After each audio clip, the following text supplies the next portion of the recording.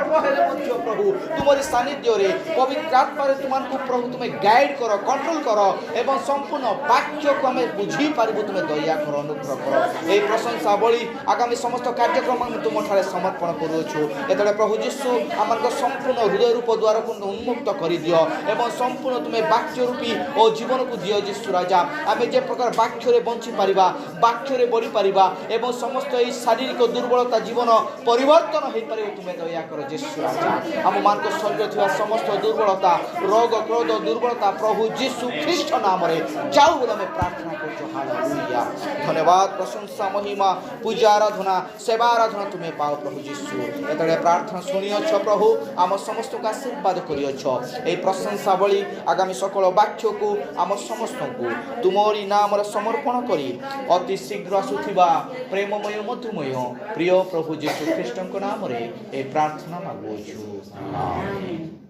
Hallelujah ପ୍ରେଜ୍ ଦ Lord ପ୍ରଭୁଙ୍କର ମହାନାମ ଧନ୍ୟବାଦ ହଉ ପ୍ରିୟ ପ୍ରଭୁ ଯୀଶୁ ଆଜି ଆମମାନଙ୍କୁ ଏହି ସହାୟତା ଦେଇଛନ୍ତି ଏହି ଅପରାହ୍ନ ସମୟ ଆଉ ଆଜି ଆମମାନଙ୍କର ପ୍ରଭୁ ଯେଉଁ ଉପାସନା ମଧ୍ୟ ଅଛି ସେଥିପାଇଁ ସିଧାସଳଖ ଆମେ ବାକ୍ୟକୁ ଯିବା ଆପଣମାନେ ତାହା ପାଇପାରିବେ ଯୋହନ ଲିଖିତ ସୁସମାଚାର 6 ପର୍ବ ଆମେ ଅଳ୍ପ ସମୟ ଆଉ ତାହାର ନିଗୁଢ଼ ବିଷୟକୁ ଆମେ ଦେଖିବା ଏହି 6 ପର୍ବରେ ଲେଖିଥିବା ଆଉ ପ୍ରଭୁଙ୍କର ବାକ୍ୟ ଆଉ ବିଶେଷ କରି ଆଉ ଅନେକ ସମୟରେ ପ୍ରଭୁ ଭୋଜ ଉପାସନା ହିଁ ପ୍ରଚାର କରାଯାଏ ଆମେ ପ୍ରଭୁ ଭୋଜ ଉପାସନା ସଙ୍ଗେ ସଙ୍ଗେ ଏହି ପ୍ରାରମ୍ଭିକ ଉପାସନା ମଧ୍ୟ ଆମେ ସେଠାରେ ଯୋଡ଼ିବା ଯୋହନ ଲିଖିତ ସୁସମାଚାର 6 ପର୍ବ ଆମେମାନେ 52 ପଦ ଠାରୁ ତାର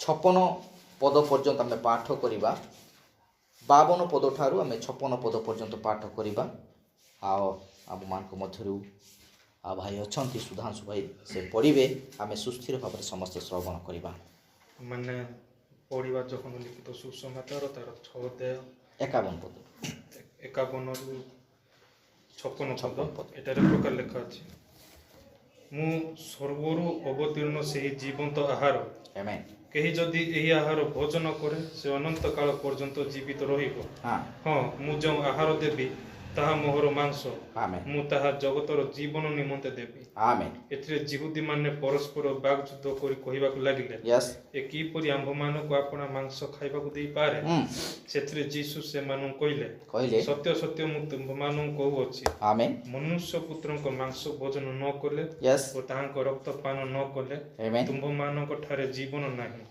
ଯେ ମୋହର ମାଂସ ଭୋଜନ କରେ ଓ ମୋହର ରକ୍ତ ପାନ କରେ ସେ ଅନନ୍ତ ଜୀବନ ପ୍ରାପ୍ତ ହୁଏ ଆଉ ମୁଁ ଶେଷ ଦିନରେ ତାହାକୁ ଉତ୍ଥାପନ କରିବି କାରଣ ମୋହର ମାଂସ ପ୍ରକୃତ ଖାଦ୍ୟ ଓ ମୋହର ରକ୍ତ ପ୍ରକୃତ ପେୟ ଯେ ମୋହର ମାଂସ ଭୋଜନ କରେ ଓ ମୋହର ରକ୍ତ ପାନ କରେ ସେ ମୋ ଠାରେ ରହେ ଓ ମୁଁ ତା ଠାରେ ରହେ ପ୍ରଭୁ ଭକ୍ତ ବାକ୍ୟର ଆଶୀର୍ବାଦ ଆମେନ୍ ଆସନ୍ତୁ ଆମେ ବାକ୍ୟ ପାଇଁ ଅଳ୍ପ ସମୟ ପ୍ରାର୍ଥନା କରିବା ଆମମାନଙ୍କର ଉଦୟ ଭାଇ ଅଛନ୍ତି ବାକ୍ୟ ପାଇଁ ପ୍ରାର୍ଥନା କରିବା ଧନ୍ୟବାଦ ମଙ୍ଗଳ ପରିଷଦ ପ୍ରଭୁ ଯୀଶୁ ରାଜା Thank you, Jesus.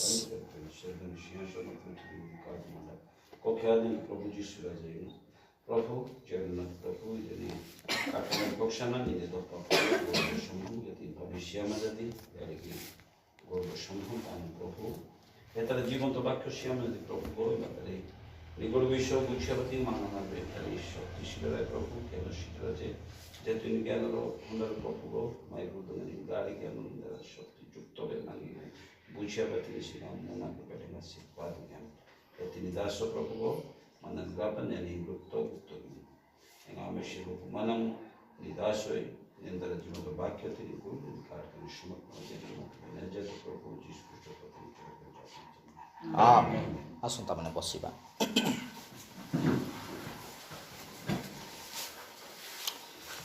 प्रभुଙ୍କର ମହାନାମ ଧନ୍ୟବାଦ ଗୌରବ ହଉ ପୁନର୍ବାର ଆଜି ଆମେମାନେ ସହାୟତା ପାଇଅଛୁ ବିଶେଷ କରି ଆଜି ଗୋଟେ ଗୁରୁତ୍ୱପୂର୍ଣ୍ଣ ଉପାସନା ଅଛି ପ୍ରଭୁ ଭୋଜ ଉପାସନା ଆମମାନେ ସମସ୍ତେ ଜାଣିଅଛୁ ହାଲେଲୁୟା ଗଲାଥର ମଧ୍ୟ ଆମେ ମଣ୍ଡଳୀରେ ଆନାଉନ୍ସ କରିଥିଲୁ ଆଉ ବହୁତ ଲୋକମାନଙ୍କର ଆଜି ଅନୁପସ୍ଥିତ ଆଉ ଯାହା ହଉ ଆମେ ଯେତେ ଜଣ ବି ଅଛୁ ପ୍ରଭୁଙ୍କ ସାନ୍ନିଧ୍ୟରେ ବସିଅଛୁ ହାଲେଲୁୟା ଆମେ ଅଳ୍ପ ହେଲେ ମଧ୍ୟ ତାଙ୍କ ଚରଣରେ ଏକତ୍ରିତ ହେଇ ବସିବା ଆଉ ବାକ୍ୟ ପାଳନ ପଠନ କରିବା ବୁଝିବା ତାହା ଶିକ୍ଷା କରିବା ଗୋଟେ ବହୁମୂଲ୍ୟ ବିଷୟ ଅଟେ ପ୍ରେଜ୍ ଦ ଲର୍ଡ ହାଲେଲୁୟା ପ୍ରେଜ୍ ଦ ଲର୍ଡ ଦେଖନ୍ତୁ ମୋର ପ୍ରିୟମାନେ ଏ ସମୟ ହିଁ ସେଇଟା ଲୋକମାନେ ସଂଖ୍ୟା ବୃଦ୍ଧି କରିବାର ସମୟ ନୁହଁ, ଏହା ସଂଖ୍ୟା କମାଇବାର ସମୟ।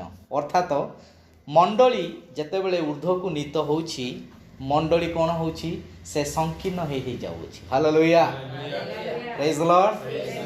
ସେଥିପାଇଁ ବାଇବେଲରେ ଲେଖା ହେଇଛି, ଯିଏ ଶେଷ ପର୍ଯ୍ୟନ୍ତ ଧୈର୍ଯ୍ୟ ଧରି ପ୍ରାର୍ଥନାରେ, ସେ ଶେଷ ପର୍ଯ୍ୟନ୍ତ ବାକ୍ୟରେ ବିଶ୍ୱାସ ସହିତ ଧୈର୍ଯ୍ୟ ଧରି ରହିବ, ସେ ହିଁ ପରିତ୍ରାଣ ପାଇବ ବା ସେ ହିଁ ରାଜ୍ୟରେ ଯିବ। ପ୍ରେଜ୍ ଦ ଲର୍ଡ, ହାଲେଲୁୟା। ଆମେମାନେ ସେଥିପାଇଁ ଆଉ ପ୍ରଭୁଙ୍କର ଆଉ ମନୋନୀତ ଲୋକ ଅଟୁ। ବହୁତ ସାରା ବିଷୟ ଅଛି ଆଉ ପ୍ରଭୁ ଆଉ ଆମମାନଙ୍କୁ ଏଇ ଶେଷ ସମୟରେ ଏକ ଗୁରୁତ୍ୱପୂର୍ଣ୍ଣ ବିଷୟକୁ ମଣ୍ଡଳୀରେ ଶିକ୍ଷା ଦେବା ନିମନ୍ତେ ପ୍ରଭୁ ଆମକୁ କଡ଼େଇ ଆଣୁଛନ୍ତି। ହାଲେଲୁୟା। ଯେତେବେଳେ ଆମେମାନେ ବାକ୍ୟକୁ ଗୋଟେ ଗପ କିମ୍ବା କାହାଣୀ ସଦୃଶ, ଘଟଣା ସଦୃଶ ଆମେ ବୁଝିବା, ତାହେଲେ ଉଦ୍ଧାର ନାହିଁ। ହାଲେଲୁୟା। ଯଦି ସେଇ ବାକ୍ୟର ଯଦି ତାର ନିଗୁଡ଼ ଭେଦ ରହସ୍ୟକୁ ଯଦି ଆମେ ପ୍ରକାଶନକୁ ଯଦି ପାଇବା ନାହିଁ, ସେଇ ପ୍ରକାଶନ ପାଇଲେ ହିଁ ଆମମାନଙ୍କର ଜୀବନ ଉଦ୍ଧାର ପାଇବ। ପ୍ରେଜ୍ ଦ ଲର୍ଡ, ହାଲେଲୁୟା। ଦେଖୁଛୁ ଏଇଠି ଗୋଟେ ଘଟଣା ଏ ପ୍ରକାର ଅଛି। ଆଉ ଆମେ ଯେଉଁ ବିଷୟକୁ ପଢ଼ିଲୁ, ଏଇ ଯୋହନ ଲିଖିତ ସୁସମାଚାର 6 ପର୍ବ ଗୋଟେ ଗୁରୁତ୍ୱପୂର୍ଣ୍ଣ ପର୍ବ ଅଟେ। କାରଣ ପ୍ରଭୁ ଯେତେବେଳେ ଜଗତରେ ଥିଲେ, ସେ ଶିକ୍ଷା ଦେଉ ଦେଉ ଗୋଟେ ବିଷୟ କହିଲେ, ଇସ୍ରାଏଲ ଲୋକମାନେ ମାନା ଭୋଜନ କଲେ, କିନ୍ତୁ ସେମାନେ କ'ଣ ହେଲେ, ମୃତ୍ୟୁ ଭୋଗ ହେଲେ। ହାଲେଲୁୟା। ଇସ୍ରାଏଲ ଲୋକମାନେ ମାନା ଭୋଜନ କଲେ, ସେଇ ମାନା ଉର୍ଦ୍ଧ୍ୱରୁ ପଡ଼ୁଥିଲା। ଅର୍ଥାତ ସେଇଟା ଗୋଟେ ଆଶ୍ଚର୍ଯ୍ୟଜନକ ବିଷୟ, କେବେ ବି ଗୋଟେ ଆହାର ଉର୍ଦ୍ଧ୍ୱରୁ ପଡ଼େ ନାହିଁ। କିନ୍ତୁ ସେହି ସମୟରେ ପ୍ରଭୁ ଆଉ ସ୍ୱୟଂ ନିଜେ ମଣ୍ଡଳୀକୁ ସେ ଉର୍ଦ୍ଧ୍ୱରୁ ଆହାର ଯୋଗାଉଥିଲେ। ହାଲେଲୁୟା, ପ୍ରେଜ୍ ଦ ଲର୍ଡ। ଏହାର ନିଦର୍ଶନ କ'ଣ, ଇସ୍ରାଏଲ ଲୋକ ସହିତ ପ୍ରଭୁ ଗମନ କଲେ, ତାହାଙ୍କ ସହିତ ସେ ଆଶ୍ଚର୍ଯ୍ୟ କାର୍ଯ୍ୟ ପ୍ରକାଶ କଲେ ଏବଂ ପୁଙ୍ଖାନୁପୁଙ୍ଖ ଭାବେ ଜଣକୁ ଜଣଙ୍କ ସହିତ ସେ କଥୋପକଥନ ମଧ୍ୟ କରିଛନ୍ତି। ପ୍ରେଜ୍ ଦ ଲର୍ଡ। ଆଉ ମଶାଙ୍କ ଉପରେ ଜଣେ ଏ ପ୍ରକାର ପ୍ରଭୁଙ୍କର ଦାସକୁ ପ୍ରଭୁ ସେଇଠି ନିଯୁକ୍ତ କରୁଛନ୍ତି।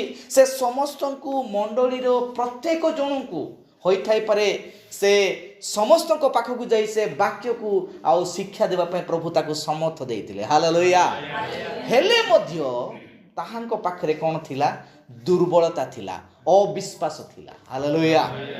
এই ବିଷୟକୁ ସେ ଯେତେବେଳେ ସେଠି କୁହାଉଛି, ସେମାନେ କ'ଣ କଲେ, ମାନା ଭୋଜନ କଲେ, ପ୍ରାନ୍ତରରେ ମାନା ଭୋଜନ କଲେ, ପଥର ଦ୍ୱାରା ପାଣି ବହିଲା, ସେଇଠୁ ସେମାନେ ଜଳପାନ କଲେ, ଆଉ ସେମାନେ ବାଟୋଇ ପକ୍ଷୀ ଭୋଜନ କଲେ, ଅନେକ ବିଷୟ ସେମାନେ ଆଶ୍ଚର୍ଯ୍ୟ କାର୍ଯ୍ୟ ସେମାନେ ଦେଖିଲେ ମଧ୍ୟ ସେହି ନିଗୁଡ଼ ବିଷୟକୁ ସେମାନେ ବୁଝିବା ପାଇଁ, ତାହା ବିଶ୍ୱାସରେ ରଖିବା ପାଇଁ କେବେ ବି ପ୍ରସ୍ତୁତ ହେଲେ ନାହିଁ। ପ୍ରେଜ୍ ଦ ଲର୍ଡ, ହାଲେଲୁୟା। ଆମେ ଯଦି ସେହି ପ୍ରକାର ଭାବରେ ଯଦି ରହିବା, ହୁଏତ ଆମର ମଧ୍ୟ ରାପ୍ଚର ଯିବା ଅସମ୍ଭବ ହେଇପାରେ। ପ୍ରେଜ୍ ଦ ଲର୍ଡ। ତ ଏଇ ଯେଉଁ ଅଂଶ ଆମେ ପଢ଼ିଅଛୁ, ଏଇ ଯେଉଁ ଅଂଶଟା ଗୋଟେ ଗୁରୁତ୍ୱପୂର୍ଣ୍ଣ ବିଷୟ ଅଟେ। ଆଉ ଯେତେବେଳେ କି ଆମମାନଙ୍କ ମଧ୍ୟରେ ପ୍ରଭୁ ଭୋଜ ରହିଥାଏ, ବହୁତ ଥର ଆମେମାନେ ଏଠା ଶିକ୍ଷା କରିଥାଉ। ଅଚାନକ ମୁଁ କାଲି ବାକ୍ୟ ଷ୍ଟଡି କଲାବେଳେ ମୁଁ ଗୋଟେ ବିଷୟ ଦେଖୁଥିଲି, ଆଉ ସେଠାରେ ମୁଁ ଗୋଟେ ବିଷୟ ଚିନ୍ତା କରୁଥିଲି। ଆଉ ଭବିଷ୍ୟତ ବକ୍ତା ଗୋଟେ ବାକ୍ୟ ପ୍ରଚାର କରିଛନ୍ତି, ଦି ବ୍ରେଡ୍ ଅଫ୍ ଲାଇଫ୍। ଅର୍ଥାତ ଦ ବ୍ରେଡ୍ ଅଫ୍ ଲାଇଫ୍ ତାହା କ'ଣ, ଏକ ଜୀବନ ରୁଟି, ଜୀବନ୍ତ ରୁଟି। এই জীবন্ত রুটি କ'ଣ, ଅନେକ ଲୋକ ଭାବନ୍ତି ନାଇଁ ପ୍ରଭୁ ଭୋଜ ଆମେ এই ରୁଟିକୁ ଖାଇଲେ କ'ଣ ହେବ, ଆମେ ବଳ ପାଇବୁ, ଶକ୍ତି ପାଇବୁ, ଏ ପ୍ରକାର ଭାବୁଛନ୍ତି। କିନ୍ତୁ ଯଦି ଆମେ ତାକୁ ଯଦି ଖାଲି ରୁଟି ବୋଲି ମାନିବା, ତାକୁ ସେଇ ରୁଟି ଖାଲି ଜଷ୍ଟ ପ୍ରଭୁ ପ୍ରାର୍ଥନା କରି ଭାଙ୍ଗିକି ଦେଲେ ବୋଲି ଯଦି ଆମେ ଯଦି ମାନିବା, ତାହା ଆମ ଜୀବନରେ କୌଣସି କାର୍ଯ୍ୟ କରିପାରିବ ନାହିଁ। ହାଲେଲୁୟା, ପ୍ରେଜ୍ ଦ ଲର୍ଡ। କିନ୍ତୁ ବାକ୍ୟରେ ଲେଖାଯାଏ, ଜଣେ ଯଦି ମଣ୍ଡଳୀରେ ଜଣେ ବିଶ୍ୱାସୀ ଯଦି 3 ମାସ ପର୍ଯ୍ୟନ୍ତ ଯଦି ଏହି ସହଭାଗିତାରେ ଯଦି ରହିଲା ନାହିଁ, ସେ ବିଶ୍ୱାସରୁ ଓହରି ଯାଉଅଛି। ହୋଇଥାଇପାରେ ସେ ଯଦି ଦୂରରେ ଅଛି, ସେ କ'ଣ କରୁ, ଏହି ବିଷୟକୁ ସେ ସ୍ମରଣରେ ରଖୁ। ହାଲେଲୁୟା, ପ୍ରେଜ୍ ଦ ଲର୍ଡ। ମଣ୍ଡଳୀ ଭାଇମାନେ ବାହାରେ ଅଛନ୍ତି, ସେମାନେ ତାହା ପାଇପାରୁନାହାନ୍ତି। କିନ୍ତୁ ଦିନେ ଉଳି ନିତାନ୍ତ ମଣ୍ଡଳୀରେ ଏହି ବାକ୍ୟ ଘୋଷଣା କରିବା ଦ୍ୱାରା ଏହାକୁ ଆମେ ସ୍ମରଣରେ ଆଣୁଅଛୁ। ହାଲେଲୁୟା। এই ରୁଟି ଏବଂ ମାଂସର ନିଦର୍ଶନ ଯେ ପ୍ରଭୁ ଯୀଶୁ ଖ୍ରୀଷ୍ଟ ଅଟନ୍ତି, ଏହାକୁ ସ୍ମରଣରେ ଆଣିବା, ତାକୁ ଆମେ ବିଶ୍ୱାସରେ ଆଣିବା, ଏହା ଗୋଟେ ଗୁରୁତ୍ୱପୂର୍ଣ୍ଣ ବିଷୟ। ଭବିଷ୍ୟବକ୍ତା ତାହା କୁହନ୍ତି ଯେ ସମସ୍ତଙ୍କ ପାଇଁ ଅସମ୍ଭବ ଯେ ଆମେ ସମସ୍ତଙ୍କ ପାଖକୁ ଯାଇକି ପ୍ରଭୁ ଭୋଜ ଆମେ ଇଏ କରିବା, ସେଇଟା ତ ଅସମ୍ଭବ। ମଣ୍ଡଳୀ ମଧ୍ୟରେ ଆମେ ଯେତେ ଜଣ ବି ବସୁଅଛୁ, କିନ୍ତୁ ମଣ୍ଡଳୀ ମଧ୍ୟରେ ଯେଉଁମାନେ ଆମେ ଉପସ୍ଥିତ ରହୁଅଛୁ, ସମ୍ପୂର୍ଣ୍ଣ ଗୋଟେ କମ୍ୟୁନିୟନ ସର୍ଭିସ୍ ବା ପ୍ରଭୁ ଭୋଜ ଉପାସନାରେ ସମ୍ପୂର୍ଣ୍ଣ ଉପସ୍ଥିତ ରହିବା ନିତାନ୍ତ ଜରୁରୀ ଅଟେ। ହାଲେଲୁୟା, ପ୍ରେଜ୍ ଦ ଲର୍ଡ, ପ୍ରେଜ୍ ଦ ଲର୍ଡ। ସେଥିପାଇଁ ଏଠି ଯେତେବେଳେ ଆଉ ସେଇ ଇସ୍ରାଏଲ ଲୋକମାନଙ୍କୁ ପ୍ରଭୁ କଡ଼େଇ ଆଣୁଛନ୍ତି, ଆଉ ସେମାନେ ପ୍ରଭୁଙ୍କର ଆଶ୍ଚର୍ଯ୍ୟ କ୍ରିୟାକୁ ଦେଖୁଛନ୍ତି, ଆଶ୍ଚର୍ଯ୍ୟ ବିଷୟକୁ ସେମାନେ ଅନୁଭବ କରୁଛନ୍ତି। ସେମାନେ ଯେତେବେଳେ ଭୋକିଲା ହେଉଛନ୍ତି ଆଉ ଭୋକରେ ରହୁଛନ୍ତି, ସେତେବେଳେ ସେମାନେ ଅଭିଯୋଗ କରୁଛନ୍ତି, ଆମେ କ'ଣ ଭୋକରେ ମରିବୁ କି? ଅନେକ ଦିନ ହେଲା ଆମେ ମାଂସ ଭୋଜନ କରିନୁ, ଆମେ ସେଇଠାର ପିଆଜ ରସୁଣକୁ ଆମେ ଆଉ ମନେ ପକାଉଅଛୁ, ସେଇଠାର ଡାଲିକୁ ଆମେ ମନେ ପକାଉଅଛୁ। ଏ ପ୍ରକାର ବିରକ୍ତ ମନୋଭାବ ଯେତେବେଳେ ସୃଷ୍ଟି କରୁଛନ୍ତି, ସେତେବେଳେ ପ୍ରଭୁ ଉର୍ଦ୍ଧ୍ୱରୁ ସେମାନଙ୍କ ପାଇଁ ଆହାର ଯୋଗାଉଥିଲେ। ହାଲେଲୁୟା, ପ୍ରେଜ୍ ଦ ଲର୍ଡ, ପ୍ରେଜ୍ ଦ ଲର୍ଡ। କାହିଁକି? ସେଇ ଶାରୀରିକ ଆହାର ସେମାନଙ୍କ ପାଇଁ ଥିଲା, ଠିକ୍ ଅଛି, କିନ୍ତୁ ପ୍ରଭୁ ସ୍ୱୟଂ ନିଜେ ଉପସ୍ଥିତ ଥାଇ ସେମାନଙ୍କୁ କ'ଣ କରୁଥିଲେ? କଡ଼େଇକି ନେଉଥିଲେ। ହାଲେଲୁୟା। ଆଜି ସେଇ ଶାରୀରିକ ଆହାର ସହିତ ଏଇ ଆତ୍ମିକ ଆହାରକୁ ଆମେ ସଂଯୁକ୍ତ କରିବା। ପ୍ରେଜ୍ ଦ ଲର୍ଡ, ହାଲେଲୁୟା। ସେଥିରେ ସେମାନେ କ'ଣ କହିଲେ? ଆଉ ପ୍ରଭୁ କହିଲେ, ଏଇଠି ଯୀଶୁ ସେମାନଙ୍କୁ କହୁଛନ୍ତି, 48 ପଦ ଟିକେ ଆମେ ପଢ଼ିବା। 48 ପଦ, ମୁଁ ଜୀବନଦାୟକ ଆହାର ତୁମମାନଙ୍କର ପିତୃପୁରୁଷ ପ୍ରାନ୍ତରରେ ମାନା ଭୋଜନ କରି ମୃତ୍ୟୁଭୋଗ କଲେ। ୟେସ୍, କେହି ଯେପରି ଭୋଜନ କରି ମୃତ୍ୟୁଭୋଗ ନ କରେ, ଏଥି ନିମନ୍ତେ ସ୍ୱର୍ଗରୁ ଅବତରଣ କରିବା ଆହାର ଏହି ଅଟେ। Hallelujah, hallelujah. ସେମାନେ ମରିଗଲେ, କିନ୍ତୁ ଆଜି ଆମେ ମାନେ ମରିବା ନାହିଁ। ହାଲେଲୁୟା, ପ୍ରେଜ୍ ଦ ଲର୍ଡ। ଆମେ ବିଶ୍ୱାସ କରୁଛୁ। ହାଲେଲୁୟା। ଆମେ ସମସ୍ତେ ରାଜ୍ୟରେ ଯିବା। ହାଲେଲୁୟା। କି ପ୍ରକାର ଭାବରେ? ଏ ପ୍ରକାର ଯିବା କି ପ୍ରସ୍ତୁତମୟ ବାକ୍ୟ ଦ୍ୱାରା ନିଜକୁ ବଞ୍ଚାଇବାକୁ ପଡ଼ିବ। ପ୍ରେଜ୍ ଦ ଲର୍ଡ। ମୁଁ ଗୋଟେ ବିଷୟ ଆଜି ଆପଣମାନଙ୍କୁ ଦେଖାଇବା ପାଇଁ ଚାହେଁ। ଏ ବ୍ରେଡ୍ ଅଫ୍ ଲାଇଫ୍ରେ ଭାଇ ବ୍ରାନାମ୍ ଗୋଟେ ବିଷୟ ପ୍ରଚାର କରନ୍ତି, ଯେଉଁ ବାକ୍ୟ ଆମେ ଶୁଣୁଛୁ, ଏଇ ବାକ୍ୟ ଶୁଣିଲା ପରେ ତାହା ଯଦି ଆମ ଜୀବନରେ ତାହା ଜୀବନ ପାଉନି ବା ଆମ ଜୀବନରେ ତାହା କାର୍ଯ୍ୟରେ ପରିଣତ ହେଉନି, ତାହେଲେ ବ୍ରେଡ୍ ଅଫ୍ ଲାଇଫ୍ ଖାଇକି କିଛି ଲାଭ ନାହିଁ। ହାଲେଲୁୟା। ତାହା ଗୋଟେ ପିଠା ସଦୃଶ ହେବ, ତାହା ଗୋଟେ ରୁଟି ସଦୃଶ ହେବ। ସେଇ ବ୍ରେଡ୍ ଆମ ପାଖରେ କ'ଣ ହେବାକୁ ପଡ଼ିବ? ଜୀବନ ପାଇବାକୁ ପଡ଼ିବ। ପ୍ରେଜ୍ ଦ ଲର୍ଡ, ହାଲେଲୁୟା। ଧ୍ୟାନ ଦେବା। ଆମେ ମାନେ ଏଠି ଦେଖୁଅଛୁ, ଏଠି କ'ଣ କହିଲେ? ସେ କେହି ଯେପରି ଭୋଜନ କରି ମୃତ୍ୟୁ ଭୋଗ ନ କରେ। ହାଲେଲୁୟା, ପ୍ରେଜ୍ ଦ ଲର୍ଡ। ଏଇଟା ଆମେ ପିଠା ମାଂସ ବାଣ୍ଟୁନୁ। ହାଲେଲୁୟା। କେହି ଯେପରି ଭୋଜନ କରି ମୃତ୍ୟୁ ଭୋଗ ନ କରେ, ସେଇ ପ୍ରକାର ଜୀବନର ଏଇ ଆହାରକୁ ଆମେ ଆଜି ବାଣ୍ଟୁଅଛୁ। ହାଲେଲୁୟା। ଏଇ ଆହାରକୁ ଆମେ ଭୋଜନ କରୁ। ସେ କହୁଛନ୍ତି କ'ଣ ସେଇଟା? ତାହେଲେ ସେ ଜୀବନ ପାଇବା ପାଇଁ, ଜଣେ ମୃତ୍ୟୁ ଭୋଗ ନ କରିବା ପାଇଁ ସେ କ'ଣ କରିବ? ଏଠି ସେ ତଳକୁ ସେ କହୁଛନ୍ତି 51 ପଦରେ, ମୁଁ ସ୍ୱର୍ଗରୁ ଅବତୀର୍ଣ୍ଣ ସେହି ଆହାର, ଜୀବନ୍ତ ଆହାର। କେହି ଯଦି ଏହି ଆହାର ଭୋଜନ କରେ, ସେ ଅନନ୍ତ କାଳ ପର୍ଯ୍ୟନ୍ତ ଜୀବିତ ରହିବ। ହାଲେଲୁୟା, ପ୍ରେଜ୍ ଦ ଲର୍ଡ। ହେଲେ ଯଦି ପ୍ରଭୁ କହୁଛନ୍ତି, ମୁଁ କହୁଛନ୍ତି, ତାହେଲେ ସେ ମୁଁ ଅର୍ଥାତ୍ କିଏ ଅଟନ୍ତି? ସ୍ୱୟଂ ପ୍ରଭୁ ଯୀଶୁ ଖ୍ରୀଷ୍ଟ ଅଟନ୍ତି। ଅର୍ଥାତ୍ ଆଜି ଯେଉଁ ବାକ୍ୟ ଆମେ ପଢ଼ୁଅଛୁ, ଏହା କ'ଣ ଗୋଟେ ପତ୍ର ଲେଖିଥିବା ଗୋଟେ କଥା ନୁହଁ, ସ୍ୱୟଂ ଆମେ ପ୍ରଭୁ ଯୀଶୁଙ୍କୁ ହିଁ ପଢ଼ୁଅଛୁ। ହାଲେଲୁୟା, ପ୍ରେଜ୍ ଦ ଲର୍ଡ। ଆମେ ତାର 6:62 ପଦ ଟିକେ ପଢ଼ିବା, ଦେଖିବେ। 6:62, ହଁ, କ'ଣ ଲେଖା ହେଇଛି? 62 ପଢ଼। ତାହେଲେ ମନୁଷ୍ୟ ପୁତ୍ର ପୂର୍ବରେ ହଁ, ଯେଉଁ ସ୍ଥାନରେ ଥିଲେ, ସେ ସ୍ଥାନକୁ ଯେବେ ତାହାଙ୍କୁ ଆହରଣ କରିବା ଦେଖିବ। ଠିକ୍ ଅଛି। 63 ପଢ଼ ମା। ହଁ, ଆତ୍ମା ଜୀବନଦାୟକ, ଆତ୍ମା ଜୀବନଦାୟକ, ମାଂସ କୌଣସି ଉପକାର କରିପାରିବ ନାହିଁ। ହାଲେଲୁୟା। ଇସ୍ରାଏଲ ଲୋକମାନେ କ'ଣ? ସେଇ ମାଂସ ଖାଇଲେ ସେମାନେ, କିନ୍ତୁ ଆତ୍ମିକ ବିଷୟ ପାଇଲେ ନାହିଁ। କିନ୍ତୁ ଆତ୍ମା ହିଁ ଜୀବନ ଦେଇପାରିବ। ପ୍ରେଜ୍ ଦ ଲର୍ଡ, ହାଲେଲୁୟା, ହାଲେଲୁୟା। ଧ୍ୟାନ ଦେବା। ଆତ୍ମା କ'ଣ କରିଥାଏ? ଜୀବନଦାୟକ। ସେଟା କ'ଣ ମା? ତାପରେ ପଢ଼। ହଁ, ମାଂସ କୌଣସି ଉପକାର କରେ ନାହିଁ। ମୁଁ ତୁମମାନଙ୍କୁ ଯେ ସମସ୍ତ ବାକ୍ୟ କହିଅଛି, ହାଲେଲୁୟା, ହଁ, ସେହି ସବୁ ଆତ୍ମା ଓ ଜୀବନ ଅଟେ। ହାଲେଲୁୟା। ହେଲେ ଡାଇରେକ୍ଟ ଭାବରେ କହିବାକୁ ଗଲେ, ଯେଉଁ ଆହାର ଥିଲା, ସେଇ ଆହାର କିଛି ନୁହଁ, ଏଇ ଜୀବନ୍ତ ବାକ୍ୟ ହିଁ ସେଇ ଆହାର ଥିଲା। ହାଲେଲୁୟା, ପ୍ରେଜ୍ ଦ ଲର୍ଡ, ପ୍ରେଜ୍ ଦ ଲର୍ଡ। ଜୀବନ୍ତ ବାକ୍ୟ, এই ବାକ୍ୟ ହିଁ ଆହାର ଅଟେ ଆଜିକାର ପ୍ରିୟମାନେ। ଏହି ସମୟର ମେସେଜ, ଏହି ସମୟର ବାକ୍ୟ ଆମମାନଙ୍କୁ କ'ଣ ଦେଇପାରେ? ଅନନ୍ତ ଜୀବନ ଦେଇପାରେ। ପ୍ରେଜ୍ ଦ ଲର୍ଡ, ହାଲେଲୁୟା। ସେଥିପାଇଁ ପ୍ରଭୁ କହୁଛନ୍ତି, କ'ଣ କହୁଛନ୍ତି? ଆମେ ଖାଲି ଭାବ ନାହିଁ ଯେ ମୁଁ ରୁଟି ଖାଇଲେ ବଞ୍ଚିବି, ଭାବ ନାହିଁ ମୁଁ ଭାତ ଖାଇଲେ ବଞ୍ଚିବି। ଏହି ଶାରୀରିକ ଜୀବନ ବଞ୍ଚିପାରେ, କିନ୍ତୁ ଆତ୍ମିକ ଜୀବନ ଆମମାନଙ୍କୁ ନିତାନ୍ତ ଦରକାର ଅଛି। ହାଲେଲୁୟା, ବଚାଇବା ନିମନ୍ତେ। ସେଥିପାଇଁ ସେ ପ୍ରଭୁ ଡାଇରେକ୍ଟ ଏଠି କହୁଛନ୍ତି, ସେମାନେ ପ୍ରାନ୍ତରରେ ମରିଗଲେ। ଆମମାନଙ୍କର ଏହି ସମୟର ଅନ୍ତିମ ସମୟର କନ୍ୟା ମଣ୍ଡଳୀ ବଞ୍ଚିବା ନିମନ୍ତେ ଭାଇ କ'ଣ ଦରକାର ଅଛି? ପ୍ରଭୁ ସଦା ପ୍ରଭୁଙ୍କର ଜୀବନ୍ତ ବାକ୍ୟ ଦରକାର ଅଛି। ହାଲେଲୁୟା, ପ୍ରେଜ୍ ଦ ଲର୍ଡ। ସେ କ'ଣ ପାଇଁ? କାରଣ ଏଠି ଲେଖାଗଲା, ମୁଁ ତୁମମାନଙ୍କୁ ଯେ ସମସ୍ତ ବାକ୍ୟ କହିଅଛି ସେହି ସବୁ ଆତ୍ମା ଓ ଜୀବନ ଅଟେ। ହାଲେଲୁୟା। ଏହି ଆତ୍ମା ଓ ଜୀବନ ସେ କ'ଣ କରେ? ତାହା ସମ୍ପୂର୍ଣ୍ଣ ଭାବରେ ଜଣକୁ ବଞ୍ଚେଇ ପାରେ। ସେଥିପାଇଁ ଆଉ ସେ କହୁଛନ୍ତି ଆମମାନଙ୍କ ପାଇଁ, ଆମମାନଙ୍କର ଜୀବନକୁ ବଞ୍ଚାଇବା ପାଇଁ ଯୀଶୁଙ୍କ ବାକ୍ୟ ହିଁ ଆତ୍ମା ଓ ଜୀବନ ଅଟେ। ଯେତେବେଳେ ତୁମେ ବାକ୍ୟକୁ ଗ୍ରହଣ କର, ସେତେବେଳେ ତୁମେ ଖ୍ରୀଷ୍ଟଙ୍କୁ ଭଜନ କରୁଅଛ। ହାଲେଲୁୟା, ପ୍ରେଜ୍ ଦ ଲର୍ଡ, ହାଲେଲୁୟା। ଯଦି ଆମେ ଏଠି ବସିକି ଯଦି ଭଜନ କରିବା ପାଇଁ ଆସିଅଛୁ, ବାକ୍ୟକୁ କ'ଣ କରିବା? ଶୁଣିବା ଏବଂ ଗ୍ରହଣ କରିବା। ହାଲେଲୁୟା, ପ୍ରେଜ୍ ଦ ଲର୍ଡ, ପ୍ରେଜ୍ ଦ ଲର୍ଡ। ତାହେଲେ ହିଁ ଜୀବନ ପାଇବା। ଏଠି ଜୀବନ ପାଇବା ପାଇଁ ଆମକୁ କ'ଣ ହବ? ପ୍ରଥମ ବିଷୟ ପ୍ରଚାର, ମାନେ ଜୀବନ।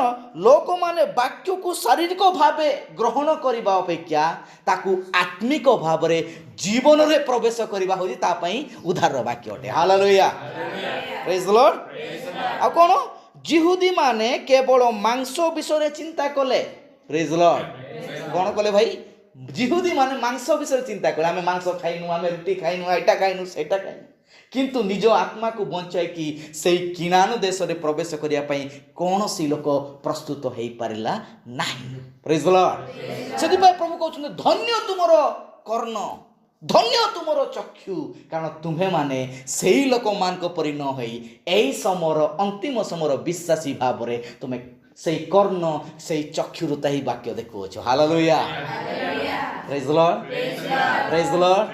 ସେଥିପାଇଁ ଗୋଟେ ଭବିଷ୍ୟବକ୍ତା ଗୋଟେ ବିଷୟ କହୁଥିଲେ, ଆପଣମାନେ ଯଦି ବାକ୍ୟକୁ ଭଜନ କରୁଛନ୍ତି ତାହେଲେ ଆପଣଙ୍କ ହୃଦୟରୁ ଆମେନ୍ ପ୍ରକାଶ ହଉ। ହାଲେଲୁୟା, ପ୍ରେଜ୍ ଦ ଲର୍ଡ। ଆମେନ୍ ତା ସେ ବାହାରିବ। ଯେତେବେଳେ ଜଣେ ଭଜନ କରିବ, ତାକୁ ପରିତୃପ୍ତ ଲାଗିଲେ ଅନ୍ତରରୁ ସେଇଟା ଆମେନ୍ ବାହାରିବ, ହାଲେଲୁୟା ବାହାରିବ। ପ୍ରେଜ୍ ଦ ଲର୍ଡ, ହାଲେଲୁୟା। ଆଉ ସେଥିପାଇଁ ସେ କହିଲେ, ମୁଁ ଯେଉଁ ଆହାର ଦେବି ତାହା କ'ଣ ଅଟେ?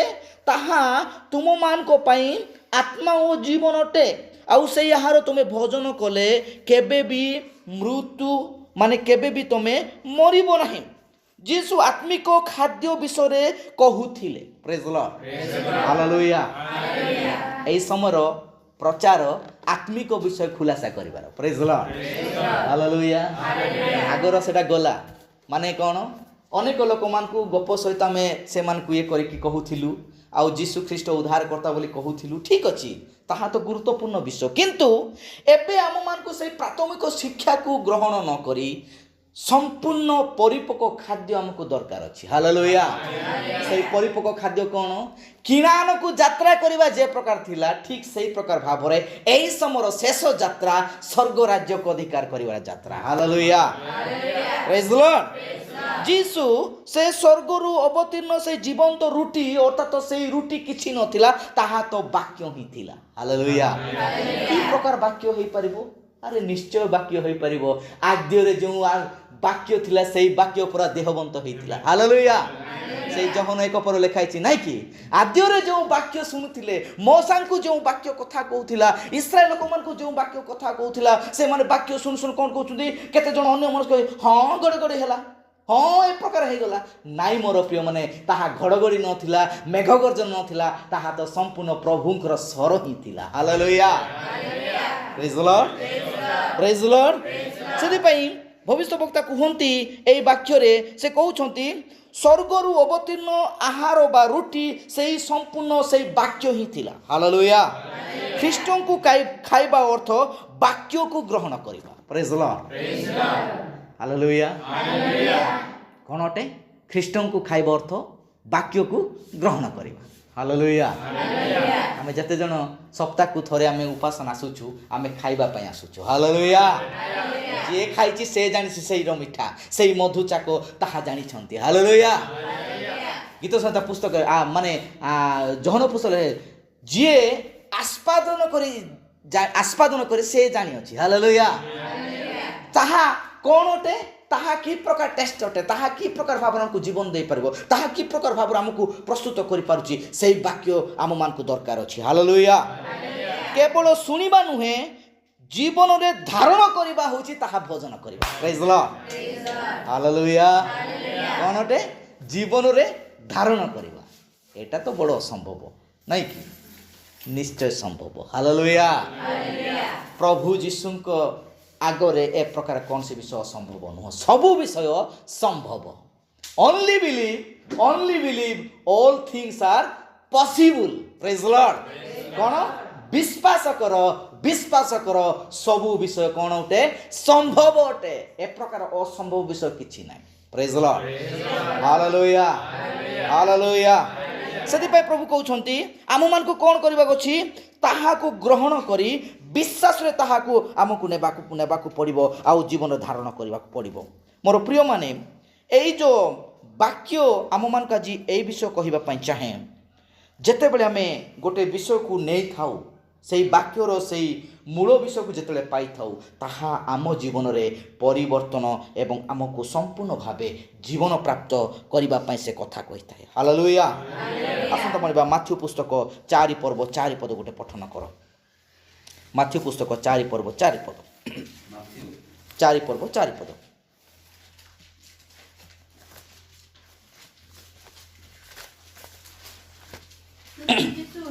किंतु जीसु उत्तर देले लेखा अछि मनुष्य केवल रोटीरे बंचिबो नाही मात्र ईश्वरको मुखर निर्गत प्रत्येक वाक्यरे बंचिबो हालेलुया एई वाक्य इस्राएल लोक माने बुझी पारले नै मोर प्रिय माने प्रेज द लॉर्ड से माने सब दिन माना ताउची घंटी की साउटी की खाइबू तापरे तहियार दिन आउ थरे साउटी की खाइबू ए प्रकार ही चिंता कले किंतु वाक्य सहित निजको प्रस्तुत कले नै हालेलुया हालेलुया सेही आज्ञा सहित निजको प्रस्तुत कले नाही अर्थात प्रभुଙ୍କର जो आदेश थिला प्रभुଙ୍କର जो वाक्य सेमानको पई थिला कोन करो तुमे ए प्रकार भाବରେ निजको प्रस्तुत करो आउ ताहाकू तुमे तहियार दिन रख नाही ताहाकू साउटो जेतिकी खाइबो सेतिकी ही ताकू नै कि जाओ प्रेज द लॉर्ड हालेलुया दिने दिने जण लोभ करी कोन करूची से अधिक टिके साउटुची आउ ताकू रखुची तहियार दिन देखला बडकू ताहा पोक होई जाईची ताहा गंध होई जाईची तापर से मानकर आउ से प्रकार गोटे हे गला जे से माने कहउछन्ती केते माना खाइबू अरे भयंकर लोक केते माना खाइबू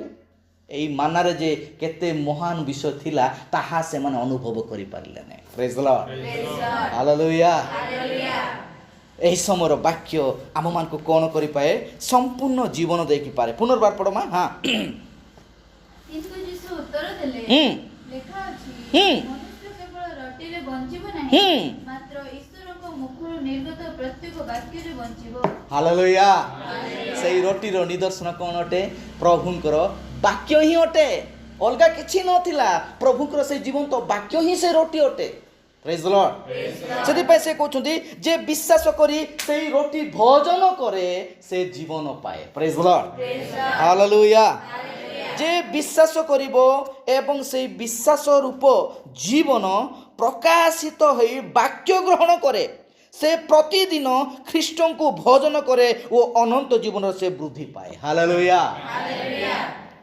दीदी सेपटे कबाट खोली दिया कबाट सेपटे खोली दी ख्रीष्टन को भोजन करे ना दापी ना ख्रीष्टन को भोजन करे आउ से कौन करे संपूर्ण से वाक्य द्वारा जीवन पाई थाए हालेलुया आउ से वाक्य द्वारा जीवन पाई थाए आउ से जीवन कौन होई थाए से जीवन अनंत जीवन को अधिकार करि थाए प्रेज द लॉर्ड हालेलुया सीधा सड़क जीवन रे स्वर्ग राज्य जीवा नाही मोर प्रिय माने एई समर सदा सर्वदा वाक्य आम मान को कौन करि थाए जीवन को प्रवेश करिया पे से प्रस्तुत करि थाए प्रेज द लॉर्ड हालेलुया आउ देखंतु मोर प्रिय माने एई जो आमे विषय को आमे देखिचु ମୁଁ ଜୀବନ ରୁଟି ଆଉ ଯେ ଏହି ରୁଟି ଖାଏ ବା ଏହି ରକ୍ତ ପାନ କରେ ସେ ସଦାକାଳ ଅନନ୍ତ ଜୀବନର ଅଧିକାର ରହିବ। ହାଲେଲୁୟା।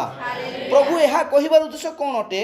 ଯେତେବେଳେ ଏଇ ବାକ୍ୟ ଆମ ଜୀବନରେ ଆମର ହୃଦୟରେ ପ୍ରବେଶ କରେ ତାହା ଆମମାନଙ୍କୁ କ'ଣ କରିଥାଏ? ଆମମାନଙ୍କୁ ସେ ଜୀବନ ଦେଇଥାଏ। ପ୍ରେଜ୍ ଦ ଲର୍ଡ। ହାଲେଲୁୟା। ମନୁଷ୍ୟ ହୃଦୟରେ ଏକ ଖାଲି ସ୍ଥାନ ଅଛି ଯାହାକୁ କେବଳ ଖ୍ରୀଷ୍ଟ ପୂରଣ କରିପାରନ୍ତି। ହାଲେଲୁୟା। କ'ଣ ଅଟେ? ମନୁଷ୍ୟ ଜୀବନରେ ଗୋଟେ ହୃଦୟରେ ଗୋଟେ ଖାଲି ସ୍ଥାନ ଅଛି। ସେଇ ଖାଲି ସ୍ଥାନକୁ ପୂରଣ କରିବା କୌଣସି ଗୋଟେ ଖାଦ୍ୟ କେବେ ପୂରଣ କରିପାରିବ ନାହିଁ। ପ୍ରେଜ୍ ଦ ଲର୍ଡ। ହୃଦୟରେ କ'ଣ ପ୍ରବେଶ କରିବ? ବାକ୍ୟ ହିଁ ପ୍ରବେଶ କରିବ। ପ୍ରେଜ୍ ଦ ଲର୍ଡ। ଏଭ୍ରି ପୁସ୍ତକ ଲେଖା ହେଇଛି ନାଇଁ କି? ପ୍ରଭୁଙ୍କ ବାକ୍ୟ କ'ଣ ଭାଇ? ଦ୍ୱିଧାର ଖଡ୍ଗ ତ ତୀକ୍ଷ୍ଣ ଥର ନାଇଁ କି? ସେ କ'ଣ କରେ? ହସ୍ତି ମଜା ଏବଂ ହୃଦୟର ପରିଭେଦକ ଯେଉଁଠାରେ ଆଉ ଆପଣଙ୍କ ସ୍ଥାନ ଉଣା ଅଛି ସେଇ ସ୍ଥାନରେ ପ୍ରବେଶ କରେ ଏବଂ ସେଇଠାରେ ଫୁଲଫିଲ୍ କରେ। ପ୍ରେଜ୍ ଦ ଲର୍ଡ। ହାଲେଲୁୟା। ହାଲେଲୁୟା। ଭବିଷ୍ୟତ ବକ୍ତା ଏହି ବିଷୟ କୁହନ୍ତି ମୋର ପ୍ରିୟମାନେ, କାରଣ ମନୁଷ୍ୟ ହୃଦୟରେ ଏକ ଖାଲି ସ୍ଥାନ ଥାଏ ଆଉ ଖାଲି ସ୍ଥାନକୁ ପୂରଣ କରେ। ଖାଲି ସ୍ଥାନକୁ କ'ଣ ପୂରଣ କରେ? ତାହା ସମ୍ପୂର୍ଣ୍ଣ ପ୍ରଭୁଙ୍କର ବାକ୍ୟ ହିଁ ପୂରଣ କରେ। ସେଇ ଖ୍ରୀଷ୍ଟ ହିଁ ସେଠାରେ ସେ ବାସ କରନ୍ତି। ତ ଆମମାନଙ୍କୁ କ'ଣ କରିବାକୁ ପଡ଼ିବ? ଖ୍ରୀଷ୍ଟଙ୍କର ସେଇ ଜୀବନ୍ତ ବାକ୍ୟକୁ ଆମ ଜୀବନରେ ପ୍ରବେଶ କରାଇ ଆମେ ସମ୍ପୂର୍ଣ୍ଣ ଜୀବନ ପାଇବାକୁ ପଡ଼ିବ। ପ୍ରେଜ୍ ଦ ଲର୍ଡ। ହାଲେଲୁୟା।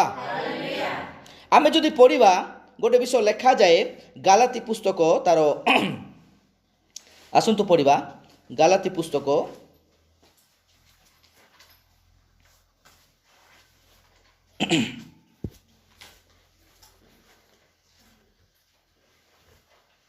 ଗୋଟେ ମିନିଟ୍। ପ୍ରେଜ୍ ଦ ଲର୍ଡ। ହାଲେଲୁୟା।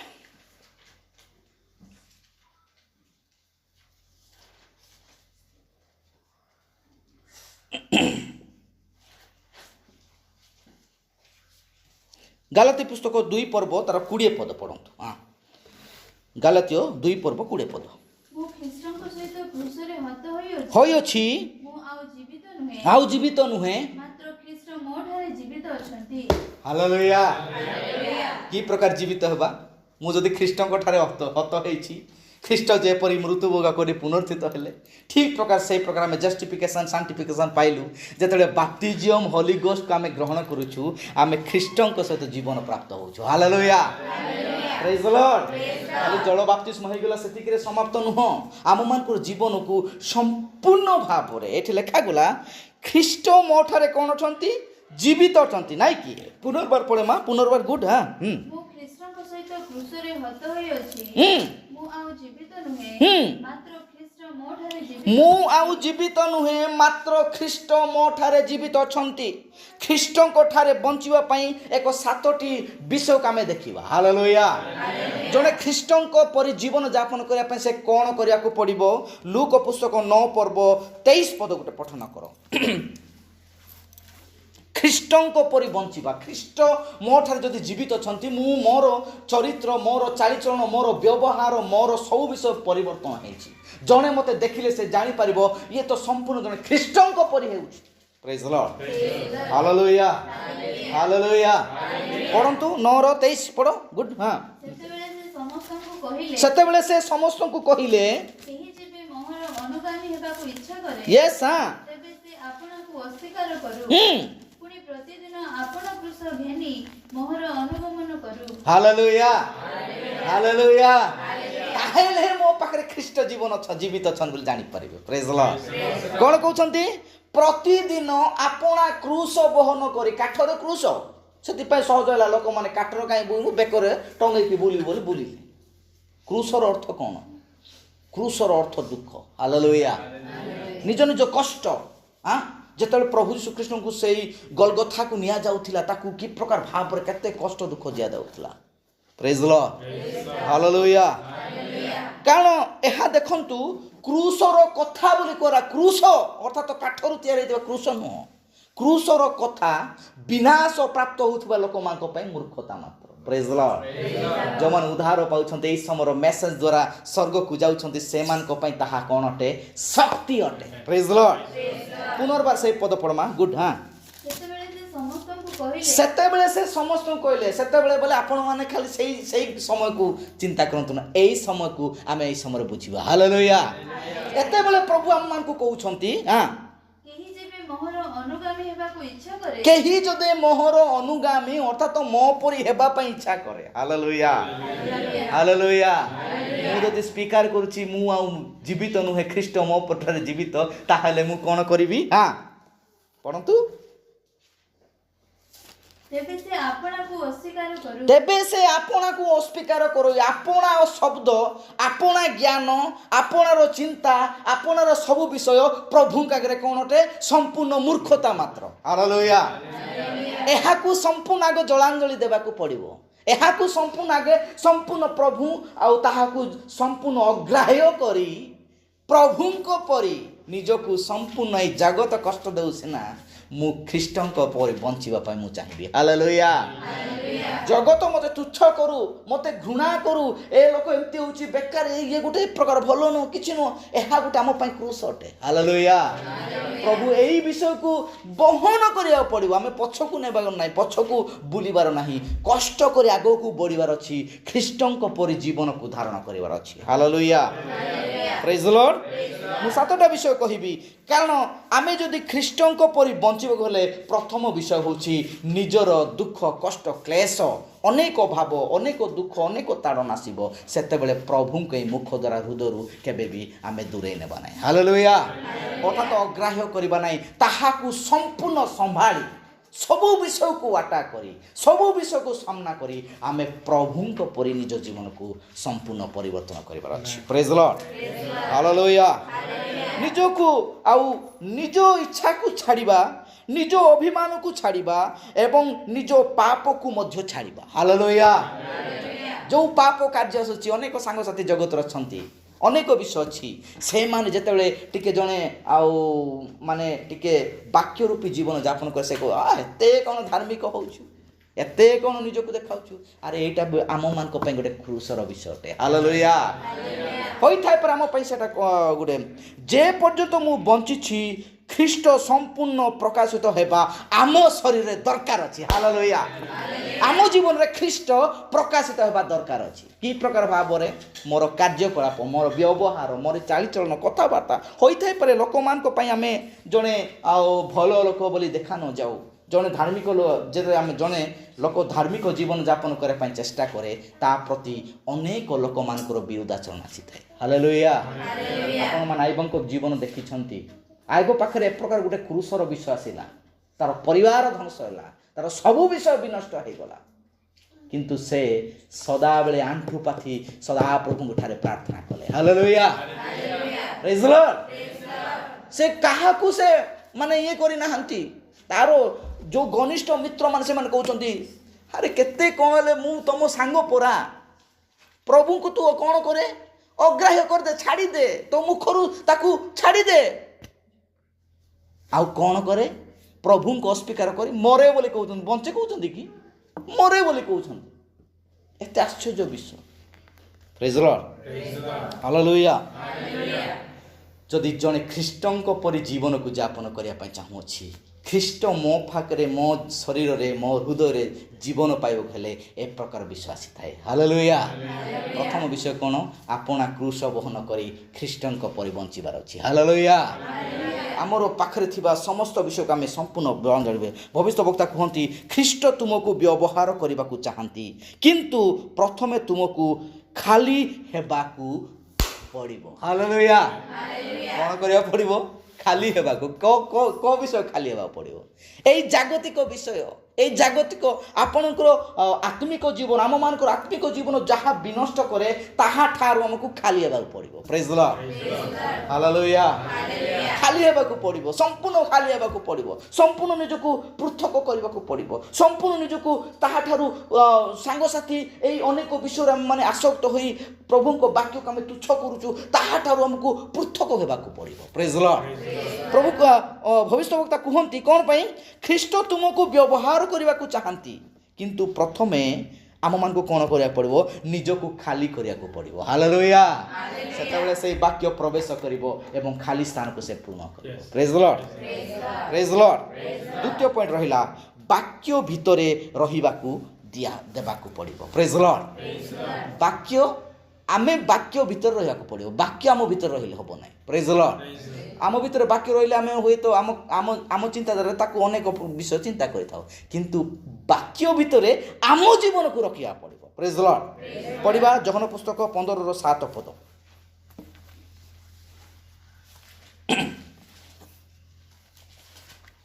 ଯଦି ତୁମେମାନେ ମୋ ଠାରେ ରୁହ। ଦେଖନ୍ତୁ ଏଇଟା କିଏ କହୁଛନ୍ତି? ସେଇ ବାକ୍ୟ କହୁଛନ୍ତି। ହାଲେଲୁୟା। ସେଇ ପ୍ରଭୁ ଯୀଶୁ ଖ୍ରୀଷ୍ଟ କହୁଛନ୍ତି। ପଢ଼ନ୍ତୁ ମା। ଗୁଡ୍। ଯଦି ତୁମେମାନେ ମୋ ଠାରେ ରୁହ ଆଉ ମୋହର ବାକ୍ୟ ତୁମ୍ଭମାନଙ୍କ ଠାରେ ରୁହେ ତାହେଲେ ଯେ କୌଣସି ବିଷୟ ଇଚ୍ଛା କର ତାହା ମାଗ, ତୁମ୍ଭମାନଙ୍କ ନିମନ୍ତେ ତାହା ସାଧିତ ହେବ। ପ୍ରେଜ୍ ଦ ଲର୍ଡ। ହାଲେଲୁୟା। ଆମକୁ କାହା ପାଖରେ ରହିବାକୁ ପଡ଼ିବ? ବାକ୍ୟ ଠାରେ, ଅର୍ଥାତ ପ୍ରଭୁ ଯୀଶୁ ଖ୍ରୀଷ୍ଟଙ୍କ ଠାରେ। ପ୍ରେଜ୍ ଦ ଲର୍ଡ। ହାଲେଲୁୟା। ଯଦି ବାକ୍ୟ ଠାରେ ରହିଛି, ମୋ ଜୀବନରୁ ବାହାରୁଥିବା କାର୍ଯ୍ୟ ଆଉ ଅଲଗା ବାହାରିବ, ତାହା ହିଁ ବାକ୍ୟ ହିଁ ବାହାରିବ। ହାଲେଲୁୟା। ପ୍ରେଜ୍ ଦ ଲର୍ଡ। ପ୍ରେଜ୍ ଦ ଲର୍ଡ। ଯେତେବେଳେ ମହୁକୁ ଆମେ କାଢୁଛୁ, ମହୁକୁ ଚିପିଲା ପରେ ତାହାର ମହୁ ହିଁ ବାହାରିଥାଏ ନା ପାଣି ବାହାରିଥାଏ? ମହୁ ହିଁ ବାହାରିଥାଏ। ପ୍ରେଜ୍ ଦ ଲର୍ଡ। ପ୍ରେଜ୍ ଦ ଲର୍ଡ। ସେଥିପାଇଁ ପ୍ରଭୁ କହୁଛନ୍ତି ଯଦି ତୁମେମାନେ ପଢ଼ ପୁନର୍ବାର। ଯଦି ତୁମ୍ଭେମାନେ ମୋ ଠାରେ ରୁହ ଆଉ ମୋହର ବାକ୍ୟ ତୁମ୍ଭମାନଙ୍କ ଠାରେ ରୁହେ ତାହେଲେ ଯେ କୌଣସି ବିଷୟ ଇଚ୍ଛା କର ତାହା ମାଗ, ଆଉ ତୁମ୍ଭମାନଙ୍କ ନିମନ୍ତେ ତାହା ସାଧିତ ହେବ। ପ୍ରେଜ୍ ଦ ଲର୍ଡ। ହାଲେଲୁୟା। ଅର୍ଥାତ ସମ୍ପୂର୍ଣ୍ଣ ଆମେ ଖ୍ରୀଷ୍ଟରେ ପରିଣତ ହେଇଛୁ। ପ୍ରେଜ୍ ଦ ଲର୍ଡ। ଯେ କୌଣସି ବିଷୟ ଇଚ୍ଛା କର ତାହା ମାଗ, ପାଇବ। ପ୍ରେଜ୍ ଦ ଲର୍ଡ। ଭବିଷ୍ୟବକ୍ତା ଦିନେ ସେ ଜଙ୍ଗଲକୁ ଯାଇଥିଲେ ଶିକାର କରିବା ପାଇଁ। ସେ ଦେଖୁଛନ୍ତି କିଛି ଶିକାର ମିଳୁନାହିଁ। ସେତେବେଳେ ତା ପାଖକୁ ପ୍ରଭୁଙ୍କର ବାକ୍ୟ ଆସୁଛି। ହାଲେଲୁୟା। ତାକୁ କୁହାଯାଉଛି ଏବେ ତୁମ ଠାରେ ସେଇ ଶକ୍ତି ଅଛି, ଅର୍ଥାତ ତୁମେ ଏ ପ୍ରକାର କୁହ ତାହା ହବ। ହାଲେଲୁୟା। ହାଲେଲୁୟା। ସେ କହୁଛନ୍ତି ଏଠାରେ ଗୁଣ୍ଡୁଚି ମୂଷା ହଉ, ସେ କହିଲା ହେଇଗଲା। ପ୍ରେଜ୍ ଦ ଲର୍ଡ। ଅର୍ଥାତ କ'ଣ? ସମ୍ପୂର୍ଣ୍ଣ ସେ ଖ୍ରୀଷ୍ଟଙ୍କ ବାକ୍ୟରେ ଥିଲା। ବାକ୍ୟ ତା ମୁଖ ଦ୍ୱାରା ବ୍ୟବହାର ହେଉଥିଲା। ପ୍ରେଜ୍ ଦ ଲର୍ଡ। ବୁଝୁଛନ୍ତି? ହାଲେଲୁୟା। ହାଲେଲୁୟା। କ'ଣ କହୁଛନ୍ତି ସେ? ଏଠାରେ ତିନିଟା ହେଇଗଲା। ପ୍ରେଜ୍ ଦ ଲର୍ଡ। ତିନିଟା ଗୁଣ୍ଡୁଚି ମୂଷା, ତାକୁ ସେ ମାରୁଛନ୍ତି ଆଉ ଦେଖୁଛନ୍ତି। ସେତେବେଳେ ସେ ଯାହା କହୁଛି ତାହା ହେଉଅଛି। ହାଲେଲୁୟା। ପ୍ରେଜ୍ ଦ ଲର୍ଡ। ଆଉ ସେ ଯାହା କହୁଛନ୍ତି ତାହା ସଫଳ ହେଉଛି। ଆଜି ମଧ୍ୟ ପ୍ରଭୁ ଆମ ପାଖରେ, ଆଉ ଆମେ ନିଜର ନୁହଁ, ଖ୍ରୀଷ୍ଟ ଆମଠାରେ ଜୀବନ ପାଉଛନ୍ତି। ପ୍ରେଜ୍ ଦ ଲର୍ଡ। ହାଲେଲୁୟା। ପ୍ରଭୁ ଗୌରବ ପାଆନ୍ତୁ ମୋର ପ୍ରିୟମାନେ। ଏଠି ଦେଖୁଅଛୁ 2 ନମ୍ବରରେ, ଆଉ ତୁମେମାନେ ଖ୍ରୀଷ୍ଟଙ୍କ ଠାରେ ରୁହ ଆଉ ଖ୍ରୀଷ୍ଟଙ୍କ ବାକ୍ୟ ତୁମଠାରେ ରହିବ। ହାଲେଲୁୟା। ଯୀଶୁ ଯେମିତି ବାହିନୀ ଭୂତକୁ ଛାଡ଼ିଲା, ମୋ ପାଖରେ ଯଦି ବାକ୍ୟ ଅଛି ମୁଁ କ'ଣ ଛଡ଼ାଇ ପାରିବିନି କି? ହାଲେଲୁୟା। ଛଡ଼ାଇ ପାରିବି କି ନାହିଁ? ହାଲେଲୁୟା। ଆପଣମାନେ କରିବା ପାଇଁ, ଆଶ୍ଚର୍ଯ୍ୟ କାର୍ଯ୍ୟ କରିବା ପାଇଁ ଇଚ୍ଛା କରୁଛନ୍ତି କି? ପ୍ରେଜ୍ ଦ ଲର୍ଡ। ହାଲେଲୁୟା। ଆଜି ହିଁ ପ୍ରସ୍ତୁତ ହୁଅନ୍ତୁ। ଆଜି ହିଁ କରିପାରିବେ। ପ୍ରେଜ୍ ଦ ଲର୍ଡ। ଆଜି ହିଁ କରିପାରିବେ। ଦେଖନ୍ତୁ, ପ୍ରତିଦିନ ବାଇବଲ ପଢ଼ିବା, ଧ୍ୟାନ କର, ମନେ ରଖ ଏବଂ ଜୀବନରେ ତାହା ପାଳନ କର। ଆପଣ ବାହିନୀ ପରି ଅନେକ ଭୂତକୁ ଛଡ଼ାଇ ପାରିବେ। ପ୍ରେଜ୍ ଦ ଲର୍ଡ। ହାଲେଲୁୟା। ବାକ୍ୟ ମୁଣ୍ଡରେ ନୁହେଁ, ହୃଦୟରେ ରଖିବାର ଅଛି। ହାଲେଲୁୟା। ମୁଣ୍ଡରେ ନୁହେଁ, ହୃଦୟରେ ରଖିବାର ଅଛି। ପ୍ରେଜ୍ ଦ ଲର୍ଡ। କ'ଣ ପାଇଁ? ଏହା ସୋଲରେ ପ୍ରବେଶ କରିବା ଦରକାର ଅଛି, ନାଇଁ କି? ଶରୀର, ଆତ୍ମା, ପ୍ରାଣରେ ଯେତେବେଳେ ପ୍ରବେଶ କରିବ ବାକ୍ୟ, ଏଇ ପ୍ରାଣରୁ ବାହାରୁଥିବା ରାଗ ଆଉ ବାହାରିବ ନାହିଁ। ପ୍ରେଜ୍ ଦ ଲର୍ଡ। ତାହା ପ୍ରେମରେ ପରିଣତ ହେବ। ପ୍ରେଜ୍ ଦ ଲର୍ଡ।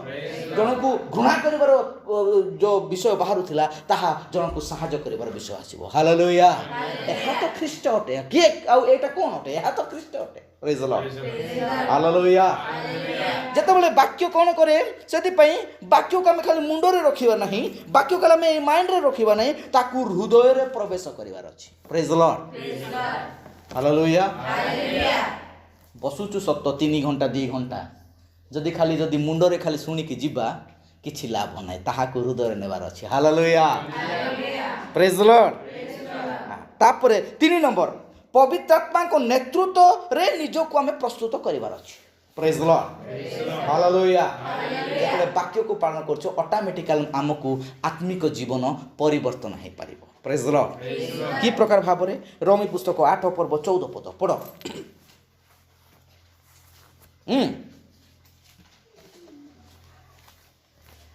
ତେଣୁ ଯେତେ ଲୋକ ଈଶ୍ୱରଙ୍କ ଆତ୍ମାଙ୍କ ଦ୍ୱାରା ଚାଳିତ ହୁଅନ୍ତି ସେମାନେ ଈଶ୍ୱରଙ୍କ ସନ୍ତାନ। ହାଲେଲୁୟା। ଆମେ ପ୍ରଭୁଙ୍କୁ ଖ୍ରୀଷ୍ଟଙ୍କ ପରି ହେବାକୁ ଯାଉଛୁ। ପ୍ରେଜ୍ ଦ ଲର୍ଡ। ଆମେ ଖ୍ରୀଷ୍ଟଙ୍କ ପରି ହେବାକୁ ହେଲେ କ'ଣ କରିବାକୁ ପଡ଼ିବ?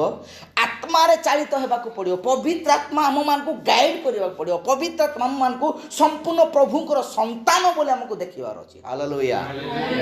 ପ୍ରେଜ୍ ଦ ଲର୍ଡ। ଆରେ ବାପାଙ୍କର ଯେତିକି ସମ୍ପତ୍ତି ସେଟା ପୁଅଙ୍କର ବୋଲି ପୁଅର ବୋଧେ ସେତିକି ପାୱାର ଅଛି। ହାଲେଲୁୟା। ନା ନାଇଁ? ଯଦି ଜଣେ ବାପା ନିଜର ସମ୍ପତ୍ତି କାହା ନାଁରେ ଏଗ୍ରିମେଣ୍ଟ କରେ? ନିଜ ପୁଅ ନାଁରେ ନା ଟିକେ ଛାଡ଼ିଦିଏ ସେ? ପ୍ରେଜ୍ ଦ ଲର୍ଡ। ହାଲେଲୁୟା। ସେ ହେଉଛି ଉତ୍ତରାଧିକାରୀ। ଆମେମାନେ ସେ ପ୍ରକାର ଭାବରେ ସ୍ୱର୍ଗରାଜ୍ୟର ଅଧିକାର ପ୍ରାପ୍ତ ଲୋକ। ତାହେଲେ ଆମେ ଯଦି ପ୍ରଭୁ ଯୀଶୁ ଖ୍ରୀଷ୍ଟ ସ୍ୱର୍ଗକୁ ଆଉ ସେ ସ୍ୱର୍ଗକୁ ଗଲେ ଆମେମାନେ ମଧ୍ୟ ସେଇ ପ୍ରକାର ଭାବରେ ଆତ୍ମାରେ ଚାଳିତ ହେବାର ଅଛି। ଅର୍ଥାତ୍ ଏଇ ଆତ୍ମା କ'ଣ ଅଟେ? ଏଇ ପବିତ୍ର ଆତ୍ମାର ନିଦର୍ଶନ କ'ଣ ଅଟେ? ଯେତେବେଳେ ଏଇ ବାକ୍ୟ ଆମ ଜୀବନରେ ପ୍ରବେଶ କରେ ଆମ ପାଖରେ ଥିବା କୁକାର୍ଯ୍ୟ ବିଷୟ ସମ୍ପୂର୍ଣ୍ଣ କ'ଣ ହେଇଥାଏ? ପରିବର୍ତ୍ତନ ହେଇ ଆତ୍ମିକ ବିଷୟ ପ୍ରକାଶ ହେଇଥାଏ। ହାଲେଲୁୟା। ପ୍ରେଜ୍ ଦ ଲର୍ଡ। ଖ୍ରୀଷ୍ଟଙ୍କୁ ବଞ୍ଚିବା ମାନେ ନିଜେ ନିଜ ଯୋଜନା ନୁହେଁ ଆତ୍ମାର ନେତୃତ୍ୱରେ ଚାଲିବା। ହାଲେଲୁୟା। ପ୍ରେଜ୍ ଦ ଲର୍ଡ। ଆତ୍ମା ଆମକୁ ପରିଚାଳିତ କରେ କି ପ୍ରକାର ଭାବରେ? ନିଜ ନେତୃତ୍ୱରେ, ନିଜ ବିଷୟରେ ନୁହେଁ। ମୁଁ ଆଗରେ ଜିନ୍ ପ୍ୟାଣ୍ଟ ପିନ୍ଧି ବୁଲୁଥିଲି, ମୁଁ ଏବେ ଜିନ୍ ପ୍ୟାଣ୍ଟ ପିନ୍ଧିବି ନାହିଁ। ମୋତେ ଆତ୍ମା ପରିଚାଳିତ କରୁଛି। ମୁଁ ଜଣେ ଝିଅ ପିଲା ଡ୍ରେସ୍ ପିନ୍ଧିବି। ହାଲେଲୁୟା। ଆଉ ପୁଅ ପିଲା ବିଷୟରେ ମୁଁ ଆଗରେ ଚୁଟି ଛାଡ଼ୁଥିଲି, ଆଉ ଅନେକ ବିଷୟ ମୁଁ କରୁଥିଲି, ତାହା ମୁଁ କରିବି ନାହିଁ। ମୋତେ ଆତ୍ମା ପରିଚାଳିତ କରୁଛି। ମୁଁ ନିଜକୁ ସମ୍ପୂର୍ଣ୍ଣ ଏକ ପୁଅ ପୁରୁଷ ପରି ଭଲ ଭାବରେ ଅନେକ କୁକାର୍ଯ୍ୟରେ ମୁଁ ଲିପ୍ତ ହେଉଥିଲି, ଅନେକ ନିଶା ଗଞ୍ଜେଇ ଅନେକ ବିଷୟ ମୁଁ କରୁଥିଲି, ତାହାକୁ ମୁଁ ଛାଡ଼ିବା। ଏହା ହେଉଛି ଆତ୍ମାର କାର୍ଯ୍ୟ ଅଟେ। ହାଲେଲୁୟା। ପ୍ରେଜ୍ ଦ ଲର୍ଡ। ଆପଣମାନେ ଧ୍ୟାନ ଦେଉଛନ୍ତି? ମୁଁ ଖ୍ରୀଷ୍ଟଙ୍କ ପରି ହେବା ପାଇଁ ମୁଁ ବଞ୍ଚିତ। ହାଲେଲୁୟା। କାରଣ ଖ୍ରୀଷ୍ଟଙ୍କ ପରି ଜୀବନ ଆଜି ଆମମାନଙ୍କର ହେବାର ଅଛି। ପ୍ରେଜ୍ ଦ ଲର୍ଡ। ହାଲେଲୁୟା। ଆଉ କ'ଣ କରିବାକୁ ପଡ଼ିବ? ଆଉ ମୁଁ ସମ୍ପୂର୍ଣ୍ଣ ପ୍ରଭୁଙ୍କ ପରି ମୁଁ ଜୀବନ ଯାପନ କରିବି। ଆଉ କ'ଣ କରିବି? ନା ମୁଁ ମୋ ନେତୃତ୍ୱରେ, ମୋ ଚିନ୍ତାଧାରାରେ ମୁଁ ଚାଲିବି ନାହିଁ, ମୋ ଜ୍ଞାନରେ ମୁଁ ଚାଲିବି ନାହିଁ। ଆତ୍ମା ମୋତେ କି ପ୍ରକାର ଭାବରେ ଗାଇଡ୍ କରିବ ମୁଁ ସେଇ ପ୍ରକାର ଚାଲିବି। ହାଲେଲୁୟା। ପ୍ରେଜ୍ ଦ ଲର୍ଡ। ପ୍ରେଜ୍ ଦ ଲର୍ଡ। ଯେତେ ଦିନ ପର୍ଯ୍ୟନ୍ତ ମଣ୍ଡଳୀକୁ ଆତ୍ମା ଗାଇଡ୍ କରିବ ନାହିଁ ସେତେ ଦିନ ପର୍ଯ୍ୟନ୍ତ ମଣ୍ଡଳୀ ଡିଷ୍ଟର୍ବାନ୍ସ ଭାବରେ ବଞ୍ଚିବ। ପ୍ରେଜ୍ ଦ ଲର୍ଡ। ମଣ୍ଡଳୀରେ ପ୍ରଭୁ ସ୍ୱୟଂ ପବିତ୍ର ଆତ୍ମା ଦ୍ୱାରା ଗାଇଡ୍ କରିବା ଦରକାର ଅଛି। ହାଲେଲୁୟା। ଜଣେ ରୁଲ୍ ରେଗୁଲେସନ୍ ରଖିଲେ ହେବ ନାହିଁ, କିମ୍ବା ପାଳକ ମଧ୍ୟ ତାହା ନିଜ ଜ୍ଞାନରେ ତାହା ବ୍ୟବହାର କରିବ ନାହିଁ। ପ୍ରେଜ୍ ଦ ଲର୍ଡ। କହୁଛି ପାଳକ ଯଦି ନିଜ ଜ୍ଞାନରେ ଯଦି ତାହା ଲିଡ୍ କରେ ତାହେଲେ ତାହା ଜିଜାବେଲ ଶିକ୍ଷାରେ ପରିଣତ ହେବ। ପ୍ରେଜ୍ ଦ ଲର୍ଡ। ଯଦି ମଣ୍ଡଳୀକୁ ଯଦି ବିଶ୍ୱାସୀ ମାନେ ଯଦି ଗାଇଡ୍ କରିବେ ତାହା ନିକୋଲାତୀୟ ଶିକ୍ଷାରେ ପରିଣତ ହେବ। କିନ୍ତୁ ତାହାର ମୂଳ ଉଦ୍ଦେଶ୍ୟ ଗୋଟେ, ତାହା ପବିତ୍ର ଆତ୍ମା ଗାଇଡ୍ କରୁ। ହାଲେଲୁୟା। ପ୍ରେଜ୍ ଦ ଲର୍ଡ। ପ୍ରେଜ୍ ଦ ଲର୍ଡ। ଏଠି ଦେଖୁଅଛୁ ମୋର ପ୍ରିୟମାନେ, ଏଠି ସେଥିପାଇଁ ଆମମାନଙ୍କର ଜୀବନକୁ ଆମେ ପରିବର୍ତ୍ତନ କରି ତାପରି ଆମମାନଙ୍କୁ ହେବାକୁ ପଡ଼ିବ। ଆଉ ଗୋଟେ ବିଷୟ ଆମେ ଦେଖିବା 4 ନମ୍ବର, ଖ୍ରୀଷ୍ଟଙ୍କର ମନ ଧାରଣ କରିବାର ଅଛି। ହାଲେଲୁୟା। ଫିଲିପ 2:5 ଖ୍ରୀଷ୍ଟଙ୍କ ମନ ଧାରଣ କରିବାର ଅଛି। ଖ୍ରୀଷ୍ଟଙ୍କର ଚିନ୍ତାଧାରା, ଖ୍ରୀଷ୍ଟଙ୍କର ମନ କ'ଣ ଥିଲା ଆମେ ତାହା ଜାଣିପାରିବା। ପଢ଼।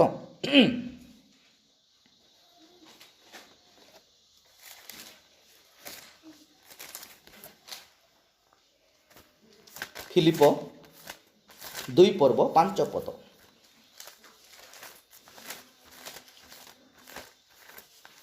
ଖ୍ରୀଷ୍ଟ ଯୀଶୁଙ୍କର ଯେପରି ମନ ଥିଲା ତୁମମାନଙ୍କର ସେହିପରି ମନ ହେଉ। ଆମମାନଙ୍କର ସେହିପରି ମନ ହେବା ଦରକାର ଅଛି। ତାହେଲେ ଆମେ ଖ୍ରୀଷ୍ଟ ଆମ ଜୀବନରେ ବଞ୍ଚୁଛନ୍ତି ଆଉ ଜୀବିତ ଅଛନ୍ତି ବୋଲି ଆମେ ଜାଣିପାରିବା। ହାଲେଲୁୟା।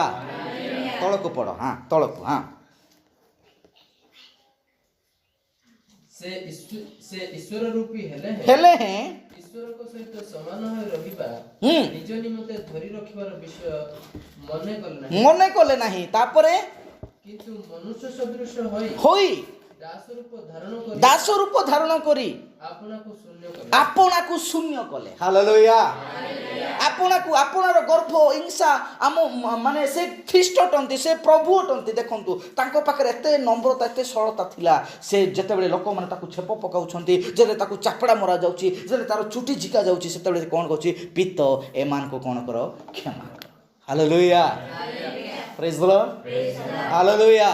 प्रथम विषय आम मान एटा हेबार ख्रीष्ट को जदि आम जीवन में आम जीवित करने हेले प्रथम विषय आमको क्षमा प्रार्थना क्षमा देवार उद्देश्य आमको दरकार अच्छे हालेलुया आ समस्त सहित प्रेम रे आदर रे रही ख्रीष्ट जेपरी ख्रीष्ट को मन जेपरी थिला तुम मानकर मन सेपरी हो कि प्रकार भाव हेबो ख्रीष्ट को मन कौन थिला ताहा गोटे नम्रतार मन थिला ताहा गोटे क्षमार मन थिला ताहा गोटे दयार मन थिला ताहा गोटे पवित्र आत्मार मन थिला पवित्रता मन थिला ताहा गोटे आज्ञा पालनर मन थिला हालेलुया प्रेज लॉर्ड एहा गोटे ख्रीष्टंकर मन अटे एई सब विषय आम जीवन रे हेबा दरकार अछि प्रेज लॉर्ड हालेलुया ताहेले आम माने कोन करिवु ख्रीष्टन को बंचिबा माने ख्रीष्टन को परि चिंता करिबा हेउछि ख्रीष्टनकर मन praise Lord hallelujah praise Lord hallelujah नाही मु बड़ मु क्षमा दे परिबिनी से आका मते क्षमा बग नाही से प्रथमे देवा पड़िबो हालेलुया प्रेज लॉर्ड तापरे कोन करबा तापरे प्रेम रे बंचिबा प्रेज लॉर्ड यह तो गोटे गुरुत्वपूर्ण विषय जहन 3 पर्व 35 पद जहन 3 पर्व 35 पद 5 पद 5 नंबर पॉइंट मु कहवा चाहूँगी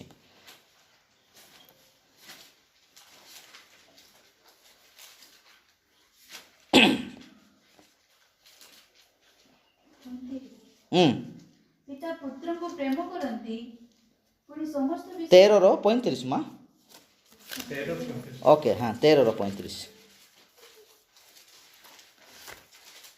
यदि तुमମାନଙ୍କର परस्पर प्रति प्रेम थाए ताहेले तुमे माने जे मोहर शिष्य एहा समस्त तो द्वारा ज्ञात हेबे हालेलुया जदि आमे माने जदि प्रेम रे जदि रहिबा ताहेले समस्ते जानबे जे तुम्हें माने ख्रीष्टंकर संतान बा ख्रीष्ट तुम शरीर रे जीवन पाइछंती हालेलुया तुम जीवन रे से तुमर हृदय से जीवन पाइछंती दान ठारू बड़ प्रेम ज्ञान ठारू बड़ प्रेम शक्ति ठारू बड़ प्रेम हालेलुया प्रेज द लॉर्ड दान देई थाउ दक्षिणा देई थाउ आ ज्ञान रो कथा कहि थाउ शक्ति कार्य करि थाउ किंतु जदि प्रेम न थाए ताहा सब वृथा प्रेज द लॉर्ड भाई बहन कहती प्रेम होछि परमेश्वर का स्वभाव हालेलुया कौन अटे प्रेम परमेश्वर का स्वभाव से ताई स्वयं प्रेम अटंती हालेलुया जेतबेले आमे विश्वास राजी हरुछु विश्वास आमे जो 7टा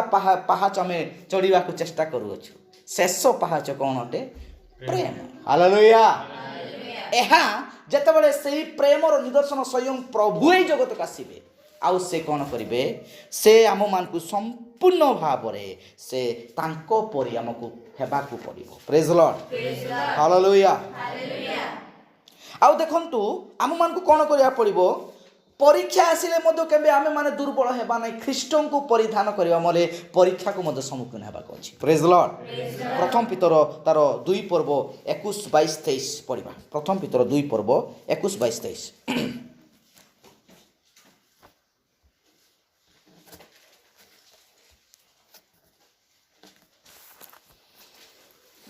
जे से कोनोसी पाप कले नाही किबा ताहाको मुखरे कोनोसी छोड़ कथा नथिला से निंदा पाइबा समय रे फेरी निंदा कले नाही दुख भोग करबा समय रे प्रतिहिंसा करबा को हां भय देखाइले नाही हां किंतु न्याय विचार कर्ता को हस्त रे समस्त विषय समर्पण कले हालेलुया एडे देखुछु प्रभु आउ जतेबेले से परीक्षा रे पडुछंती आउ जतबेले से दुर्बल होउछंती अनेक कष्ट दुख आसुछि सेतेबेले से ताहाकू आउ जतबेले ताकू कोरडा प्रहार करा जाउछि चाबुक रे मरा जाउछि सेतेबेले से चाबुक छिंडाई पारले नै चाबुक छिंडाई आउ से झिकी देले नाही ताहा सब विषय संभाळिले हालेलुया एहा गुट हम पई परीक्षा हेई थाई पारे मोर प्रिय माने जीवन रे ए प्रकार परीक्षा सी थाए जीवन रे ए प्रकार आउ दुर्बलता सी थाए आउ कहीं ना आम मान को सबु विषय को सुनिबा को पड़िबो सबु विषय को हमको संभालिला परे ख्रीष्टन को बंचिबा सहज समय नुहे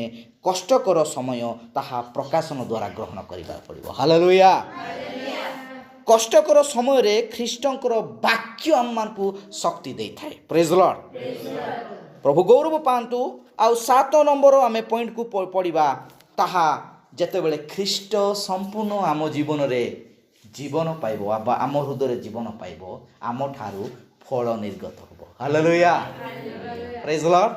ଆମେ ସବୁ ବିଷୟ ଜାଣିଛୁ, ଗାଲାତି 5 ପର୍ବ 22-23 ପଦ ଲେଖାଯାଇଛି, ଆତ୍ମାଙ୍କ ଫଳ ପ୍ରେମ, ଆନନ୍ଦ, ଶାନ୍ତି, ଏଇ ସବୁ ବିଷୟ ଆମଠାରୁ ଅଟୋମେଟିକାଲ ବାହାରିବ। ପ୍ରେଜ୍ ଲର୍ଡ, ହାଲେଲୁୟା। ମୋର କହିବା ଉଦ୍ଦେଶ୍ୟ ଏଇଆ, ମଣ୍ଡଳୀ ଏବେ ଉର୍ଦ୍ଧ୍ୱକୁ ନୀତ ହେବାକୁ ଯାଉଅଛି, ତ ଖ୍ରୀଷ୍ଟଙ୍କୁ ଜୀବନ ଆମ ହୃଦୟରେ ଦେବା ଦରକାର ଅଛି। ହାଲେଲୁୟା। ସେଥିପାଇଁ ଏଟେ ପ୍ରଭୁ ଶ୍ରୀଖ୍ରୀଷ୍ଟ କହିଲେ, ମୁଁ ସ୍ୱର୍ଗରୁ ଅବତୀର୍ଣ୍ଣ ସେହି ଜୀବନ୍ତ ଆହାର, କେହି ଯଦି ଏହି ଆହାର ଭୋଜନ କରେ ସେ ଅନନ୍ତ କାଳ ପର୍ଯ୍ୟନ୍ତ ଜୀବିତ ରହିବ। ପ୍ରେଜ୍ ଲର୍ଡ। ଯଦି ଏଇସବୁ ବିଷୟ ଯଦି ଆମ ପାଖରେ ହେଉନି, ତାହେଲେ ଏଇ ବାକ୍ୟ ଆଜି ପର୍ଯ୍ୟନ୍ତ ସଫଳ ହେଇନି। ପ୍ରେଜ୍ ଲର୍ଡ, ହାଲେଲୁୟା। ତାହା କ'ଣ କରିବାକୁ ପଡ଼ିବ? ଆଜି ଯେତେଜଣ ଆମେ ଏଇ ବାକ୍ୟ ଶୁଣିଅଛୁ ମୋର ପ୍ରିୟମାନେ, ହୃଦୟ ସହକାରେ ପାରୁ ପର୍ଯ୍ୟନ୍ତ ଚେଷ୍ଟା କରିବା ଖ୍ରୀଷ୍ଟଙ୍କ ପରି ନିଜକୁ ବ୍ୟବହାର କରିବାକୁ, ଖ୍ରୀଷ୍ଟଙ୍କ ପରି ହେବାକୁ ପଡ଼ିବ, ଖ୍ରୀଷ୍ଟଙ୍କ ପରି ଆଉ ସବୁ ବିଷୟକୁ ଆମେ ଶକ୍ତିଯୁକ୍ତ ଭାବରେ ଗ୍ରହଣ କରିବାକୁ ପଡ଼ିବ। ହାଲେଲୁୟା, ପ୍ରେଜ୍ ଲର୍ଡ, ପ୍ରେଜ୍ ଲର୍ଡ। ମୁଁ ଗୋଟେ ବିଷୟ ଚିନ୍ତା କରୁଥିଲି, ଯେତେବେଳେ ମଉସାଙ୍କର ବାକ୍ୟରେ ଲେଖାଯାଇଛି, ମୋ ପରି ଜଣେ ଦୂତ ଆସିବେ, ସେ ତୁମମାନଙ୍କୁ ଆଗକୁ କଢ଼େଇ ନେବେ। ପ୍ରେଜ୍ ଲର୍ଡ, ହାଲେଲୁୟା। ମଉସାଙ୍କ ପରେ ଆଉ ଯେତେବେଳେ ମଉସାଙ୍କୁ ମୁଁ ସେଇ ବିଷୟକୁ ମୁଁ ଆଉ ତାହା ମେସେଜକୁ ମୁଁ ଷ୍ଟଡି କରିଛି, ନିଶ୍ଚୟ ଆଗାମୀ ଦିନରେ ଆମେ ତାହା ଶିକ୍ଷା କରିବା। ଦେଖନ୍ତୁ, ମଉସାଙ୍କୁ ଯାତ୍ରା ପୁସ୍ତକ 20 ପର୍ବରେ ଆଜ୍ଞା 10ଟି ବାର୍ଗି ଦିଆଗଲା। ହାଲେଲୁୟା। 10ଟା ଆଜ୍ଞା ସେ କୋଉଠି ଆଣି ଯାଇଥିଲା? ଜଙ୍ଗଲରେ, ନାଇଁ କି? ପର୍ବତରେ, ପର୍ବତରେ ନେଇ ଯାଇଥିଲା। ହାଲେଲୁୟା, ପ୍ରେଜ୍ ଲର୍ଡ। ତାହାର ନିଦର୍ଶନ ଆପଣମାନେ ମାଥ୍ୟୁ ପୁସ୍ତକ 4 ପର୍ବ ପଢ଼ିବେ। 4 ପର୍ବରେ ପ୍ରଭୁକୁ କୋଉଠୁ ନିଆଯାଉଛି? ପ୍ରାନ୍ତରକୁ ବା ପର୍ବତକୁ ନିଆଯାଉଛି। ହାଲେଲୁୟା। ସେ ଯେତେବେଳେ ସେଇ 4 ପର୍ବର ଆଉ ସମ୍ପୂର୍ଣ୍ଣ ତାହାର ଯେଉଁ ଉପବାସ ଥିଲା, ଶକ୍ତିଯୁକ୍ତ ହେଲା ପରେ ସେ ଆସୁଛନ୍ତି, ଆସୁ ଆସୁ ସେ ଯେଉଁ ଇସ୍ରାଏଲ ଲୋକ, ଜିହୁଦୀ ଲୋକମାନେ ଯେଉଁ ଆଜ୍ଞାକୁ ନେଇକି ବେଶୀ ନିଜକୁ ଧାର୍ମିକ ଗଣିତ କରୁଥିଲେ, ଧାର୍ମିକ ଭାବୁଥିଲେ, ପ୍ରଥମେ ତାହା 10ଟି ଆଜ୍ଞା ସେ ପ୍ରାଞ୍ଜଳ କରୁଛନ୍ତି। ଭାଇ ହାଲେଲୁୟା। ସେଇ ଆଜ୍ଞା ମୁଁ ସେତେବେଳେ ସେଇଠି ମେସେଜ ମୁଁ ପାଉଥିଲି, ମଉସା କହିଥିଲେ, ମୁଁ ଗଲା ପରେ ଜଣେ ଅଗ୍ରଦୂତ ତୁମମାନଙ୍କୁ କଢ଼େଇ ନେବ। ହାଲେଲୁୟା। ସେ କାହା ବିଷୟ କହିଥିଲେ? ଜିହୋଶୁଆ ବିଷୟ ନାହିଁ, ତାହା ପ୍ରଭୁ ଯୀଶୁ ଖ୍ରୀଷ୍ଟ ବିଷୟ କହିଥିଲେ। ହାଲେଲୁୟା। ଅର୍ଥାତ କ'ଣ? ମୁଁ 10ଟା ବାର୍ଗି ଲେଖିଦେ, 10ଟା ଆଜ୍ଞା ଲେଖିଛି। 10ଟା ଆଜ୍ଞା ଭିତରେ 4ଟା ହେଉଛି ପ୍ରଭୁଙ୍କର ଗୌରବ ବିଷୟ, 6ଟା ହେଉଛି ଆମ ଜୀବନକୁ ପରିବର୍ତ୍ତନ ବିଷୟ। ହାଲେଲୁୟା। 20 ପର୍ବ ପଢ଼ିବେ, ଯାତ୍ରା ପୁସ୍ତକ 20 ପର୍ବ ଲେଖାଯାଇଛି। ଆଗାମୀ ଦିନରେ ଯଦି ପ୍ରଭୁ ଆମକୁ ସୁଯୋଗ ଦେବେ, ନିଶ୍ଚୟ ତାହା ଶିକ୍ଷା କରିବ। ଗୋଟେ ବହୁତ ଗୁରୁତ୍ୱପୂର୍ଣ୍ଣ ବିଷୟ ଏଇଟା। ଏହା ଖାଲି ଆମେ ଖାଲି ଇସ୍ରାଏଲ ଲୋକମାନଙ୍କୁ ଖାଲି ଏମିତି ଗଣୁଛୁ, କିନ୍ତୁ ତାହା ଯେ ଛାୟା ଥିଲା, ଆଜି ସେଇ ଛାୟା ଏଇ ମଣ୍ଡଳୀରେ ଆମ ଜୀବନରେ କାୟାରେ ପରିଣତ ହେବା ଦରକାର ଅଛି। ହାଲେଲୁୟା, ପ୍ରେଜ୍ ଲର୍ଡ। ଗୌରବ ପାଆନ୍ତୁ। ଆସନ୍ତୁ, ଆମକୁ କ'ଣ କରିବାକୁ ପଡ଼ିବ? ଖ୍ରୀଷ୍ଟଙ୍କୁ ଆମ ଜୀବନରେ କ'ଣ କରିବାକୁ ପଡ଼ିବ? ଜୀବିତ କରିବାର ଅଛି। ହାଲେଲୁୟା। କି ପ୍ରକାର ଭାବରେ, ତାହା କି ପ୍ରକାର ଭାବରେ ଆଜି ଆମେ ତାହା ଶିକ୍ଷା କଲୁ। ପ୍ରତ୍ୟେକ ସମୟରେ ବାକ୍ୟ ଆମ ହୃଦୟରେ ପ୍ରବେଶ କରିବ, ଯାହା ହୃଦୟର ଆଉ ଯେଉଁ ଅଭାବ ସ୍ଥାନ ସେ ବାକ୍ୟରେ ପରିପୂର୍ଣ୍ଣ ହେବା ଦରକାର ଅଛି। ହାଲେଲୁୟା। ଏଥିରେ ସେମାନେ 52 ପଦରେ କହିଲେ, ଏଇ ପ୍ରଶ୍ନ ଯାକ ମଣ୍ଡଳୀ ମଧ୍ୟରେ ଆଜି ପର୍ଯ୍ୟନ୍ତ ଅଛି, ଏମିତି ହେଇପାରିବ କି? ଜିହୁଦୀମାନେ କହୁଛନ୍ତି, କ'ଣ କହୁଛନ୍ତି? ଏଥିରେ ଜିହୁଦୀମାନେ ପରସ୍ପର ବାଗଯୁଦ୍ଧ କରିବାକୁ ଲାଗିଲେ, ଏ କିପରି ଆପଣା ମାଂସ ଖାଇବାକୁ ଦେଇପାରିବ? ଏଇଟା ହେଉଛି ମନୁଷ୍ୟର ଚିନ୍ତା, ଏଇ ଜାଗତିକ ମନୁଷ୍ୟର ଚିନ୍ତା। ହାଲେଲୁୟା। ଆମେ ଯଦି ଆତ୍ମିକ ଭାବରେ ଜଣେ ମଣ୍ଡଳୀ ସ୍ୱର୍ଗର ଅଧିକାର ପ୍ରାପ୍ତ ଲୋକ, ନିଶ୍ଚୟ ଏଇ ବାକ୍ୟ ଆମ ଜୀବନରେ ଜୀବିତ ହେବାର ଅଛି। ହାଲେଲୁୟା। ପ୍ରେଜ୍ ଲର୍ଡ, ପ୍ରେଜ୍ ଲର୍ଡ। ସେଥିରେ ସେମାନେ ଖାଇବାକୁ ଦେଇପାରେ? ସେଥିରେ ଯୀଶୁ ସେମାନଙ୍କୁ ଉତ୍ତର ଦେଲେ, ସତ୍ୟ ସତ୍ୟ ମୁଁ ତୁମମାନଙ୍କୁ କହୁଅଛି, ମନୁଷ୍ୟ ପୁତ୍ରଙ୍କର ମାଂସ ଭୋଜନ ନ କଲେ ଓ ତାହାଙ୍କ ରକ୍ତ ପାନ ନ କଲେ ତୁମମାନଙ୍କ ଠାରେ ଜୀବନ ନାହିଁ। ହାଲେଲୁୟା। ଡାଇରେକ୍ଟ। ସେଥିପାଇଁ ଆସନ୍ତୁ, ଆଜି ପ୍ରଭୁ ଭୋଜ ଉପାସନା ଅଛି, ଏହା ଆମମାନଙ୍କୁ ପ୍ରଭୁ ସ୍ମରଣ ନିମନ୍ତେ ଏହା ରଖିଛନ୍ତି। ପ୍ରେଜ୍ ଲର୍ଡ। ଏହା ଆମମାନଙ୍କୁ ପ୍ରଭୁ କ'ଣ ପାଇଁ ରଖିଛନ୍ତି? ସ୍ମରଣ ନିମନ୍ତେ ରଖିଛନ୍ତି। ଏବେ ଏଇଟା କେବେ ବି ରକ୍ତ ହେଇପାରିବ ନାହିଁ, ଏଇଟା କେବେ ବି ପ୍ରଭୁଙ୍କର ମାଂସ ହେଇପାରିବ ନାହିଁ। ହାଲେଲୁୟା। କିନ୍ତୁ ଯେତେବେଳେ ବାକ୍ୟକୁ ଶୁଣୁଛୁ, ଏହା ସଫଳ ହୋଇପାରେ ଏବଂ ବାକ୍ୟ ଦ୍ୱାରା ଏହା ମଧ୍ୟ ସଫଳ ହୋଇପାରେ। ହାଲେଲୁୟା, ପ୍ରେଜ୍ ଦ ଲର୍ଡ। ଗୌରବ ପାଆନ୍ତୁ। ଆମକୁ ଜୀବନରେ ପ୍ରଭୁଙ୍କୁ ଗ୍ରହଣ କରି ବାକ୍ୟକୁ ଆମ ହୃଦୟରେ ଜୀବିତ କରିବାର ଅଛି। ପ୍ରେଜ୍ ଦ ଲର୍ଡ। ସେଥିପାଇଁ ସେ ପ୍ରେରିତ ପାଉଲ କହୁଛନ୍ତି, ମୁଁ ଆଉ ଜୀବିତ ନୁହେଁ, ଖ୍ରୀଷ୍ଟ ମୋ ଠାରେ ଜୀବିତ ଅଟନ୍ତି। ପ୍ରେଜ୍ ଦ ଲର୍ଡ। କେତେ ଶକ୍ତିଯୁକ୍ତ ନାଇଁ କି? ମୁଁ ଆଉ ଜୀବିତ ନୁହେଁ, ଖ୍ରୀଷ୍ଟ ମୋ ଠାରେ ଜୀବିତ ଅଛନ୍ତି। ଯଦି ମୋତେ ଘୃଣା କରୁଛ, ଖ୍ରୀଷ୍ଟ ଘୃଣା କରୁଛ, ବାସ୍ ଡାଇରେକ୍ଟ ସରିଗଲା। ହାଲେଲୁୟା, ପ୍ରଭୁ ଗୌରବ ପାଆନ୍ତୁ। ଆମ ସମସ୍ତଙ୍କୁ ଆଶୀର୍ବାଦ କରନ୍ତୁ। ଶେଷ ସମୟରେ ଆମେ ଅଛୁ ମୋର ପ୍ରିୟମାନେ। ଅନେକ ବିଷୟରେ ଆମେ ଝୁଣ୍ଟି ପଡ଼ିବା, ଅନେକ ବିଷୟରେ ଆମେ ଦୁର୍ବଳ ହେବା। ସମୟକୁ ଯେତେବେଳେ ପାଉଛୁ, ଏ ସମୟ ଉପଯୁକ୍ତ ଭାବରେ ବ୍ୟବହାର କରିବା। ହାଲେଲୁୟା। ଅନ୍ୟ ମନସ୍କ ଭାବରେ ବାକ୍ୟକୁ ଅଗ୍ରାହ୍ୟ କରିବା ବିଷୟରେ ଆପଣମାନେ କେବେ ଚିନ୍ତା କରନ୍ତୁ ନାହିଁ। ଏହି ବାକ୍ୟ ହିଁ ଆମମାନଙ୍କୁ ଜୀବନ ଦେଇପାରିବ। ପ୍ରେଜ୍ ଦ ଲର୍ଡ। ହାଲେଲୁୟା। ଏହି ବାକ୍ୟ ନୁହେଁ, ଏହି ବାକ୍ୟ, ହାଲେଲୁୟା, ଏହି ବାକ୍ୟ ଆମମାନଙ୍କୁ ଜୀବନ ଦେଇପାରିବ। ଏହି ବାକ୍ୟ ଆମମାନଙ୍କୁ ସ୍ୱର୍ଗ ରାଜ୍ୟ ଅଧିକାର କରିପାରିବ। ଶେଷ ସମୟର ମେସେଜ, ଏହି ଅନ୍ତିମ ସମୟର ବାକ୍ୟ ମଣ୍ଡଳୀକୁ ଊର୍ଦ୍ଧ୍ୱକୁ ନୀତ କରୁଅଛି। ପ୍ରେଜ୍ ଦ ଲର୍ଡ। ହାଲେଲୁୟା। ଗୌରବ ପାଆନ୍ତୁ। ଆମମାନଙ୍କୁ ଏ ଅଳ୍ପ ଶିକ୍ଷା, ଏ ଅଳ୍ପ ବାକ୍ୟ ଦ୍ୱାରା ଆମ ସମସ୍ତଙ୍କୁ ଆଶୀର୍ବାଦ କରନ୍ତୁ। ଆମେ ଛୋଟିଆ କରିବା।